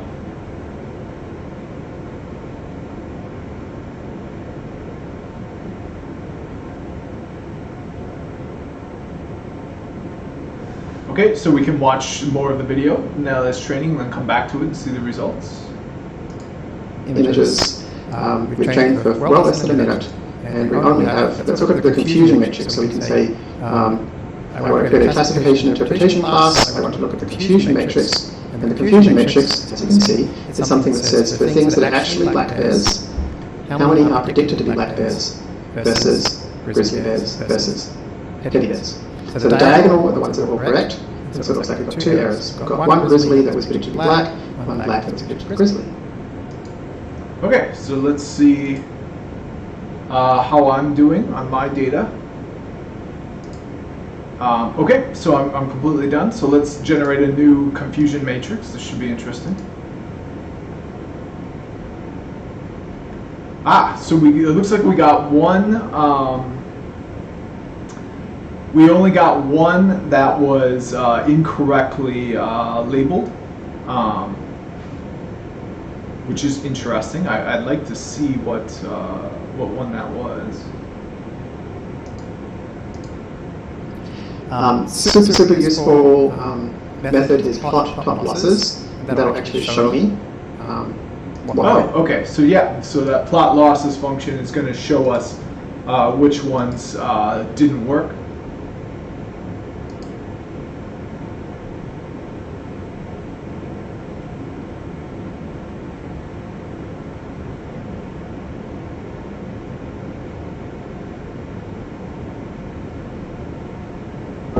So this is predicted to be a black bear, but it was actually a grizzly bear. But it was only 85% certain. Now this is interesting because it says black and black, so... Oh, I see. So this is the one here. Oh, so these are the ones where it just, it was confused. It didn't really know either way, and it took a guess or whatever. And some of them it guessed right, some of them, this one it guessed wrong. I think. Let's keep watching the video. The errors actually look like. So this one here was predicted to be a grizzly bear, but the label was black bear. This one was the one that's predicted to be black bear, and the label was grizzly bear. These ones here are not actually wrong. This is predicted to be black and it's actually black. But the reason they appear in this is because these are the ones that the model was the least confident about. Okay, so we're going to look at image classifier cleaner next week. Let's focus on. Okay, let's just hit the cleaner on it. He's gonna look at it next week, but we'll just hit the code. But you'll notice I have a much different images than he has. That's because I'm using different data. Okay, so I'm gonna keep going here. How we then get this into production.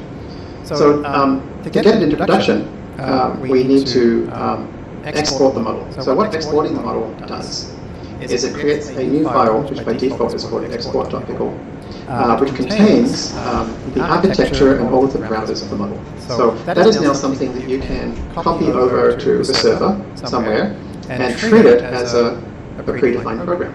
Right? So then, the process of using your trained model on new data kind of in production is called inference. So here I've created an inference learner by loading that learner back again. Right? And so obviously it doesn't make sense to do it right next to after I've saved it in a notebook, but I'm just showing you how it would work. Right? So this is something that you would do on your server in inference. And remember that once you have trained a model, you can just treat it as a program. You can pass inputs to it. So this is now our program. This is our bear predictor. So I can now call predict on it, and I can pass it an image, and it will tell me, it is 99.999% sure that this is Grizzly. So I think what we're going to do here is we're going to wrap it up here. And next week we'll finish off by creating an actual GUI for our bear classifier. We will show how to run it for free on a service called Binder. And then I think we'll be ready to dive into some of the details of what's going on behind the scenes. Any questions or anything else before we wrap up? Rachel? No? Okay, great. All right, thanks everybody. So we hopefully, I think from here on we've covered most of the key kind of underlying foundational stuff from a machine learning point of view that we're going to need to cover. So we'll be able to ready to dive into lower level details of how deep learning works behind the scenes. And I think that'll be starting from next week. So see you then. Okay, so I finally finished it. Oh my God, what a journey that was. Oh, it looks like I got some responses back.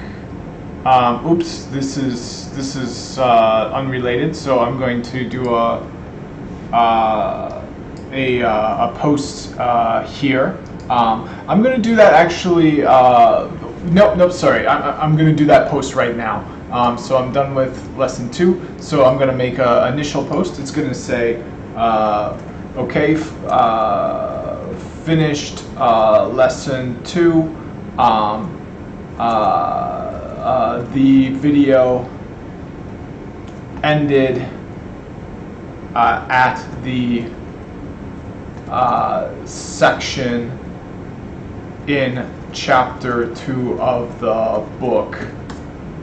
Okay, so now what I'm going to do is say, okay, so I'm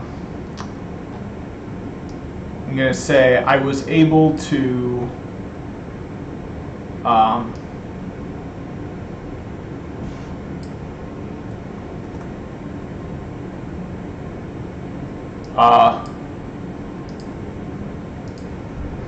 I wrote my own code to get around having to enter a credit card to use the free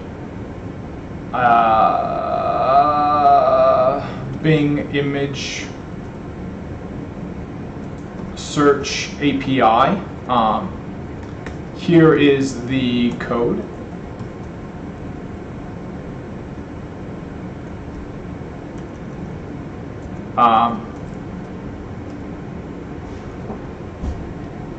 Okay, so I wrote my own code to get around having to enter a credit card to use the free image search. Here is the code. My database,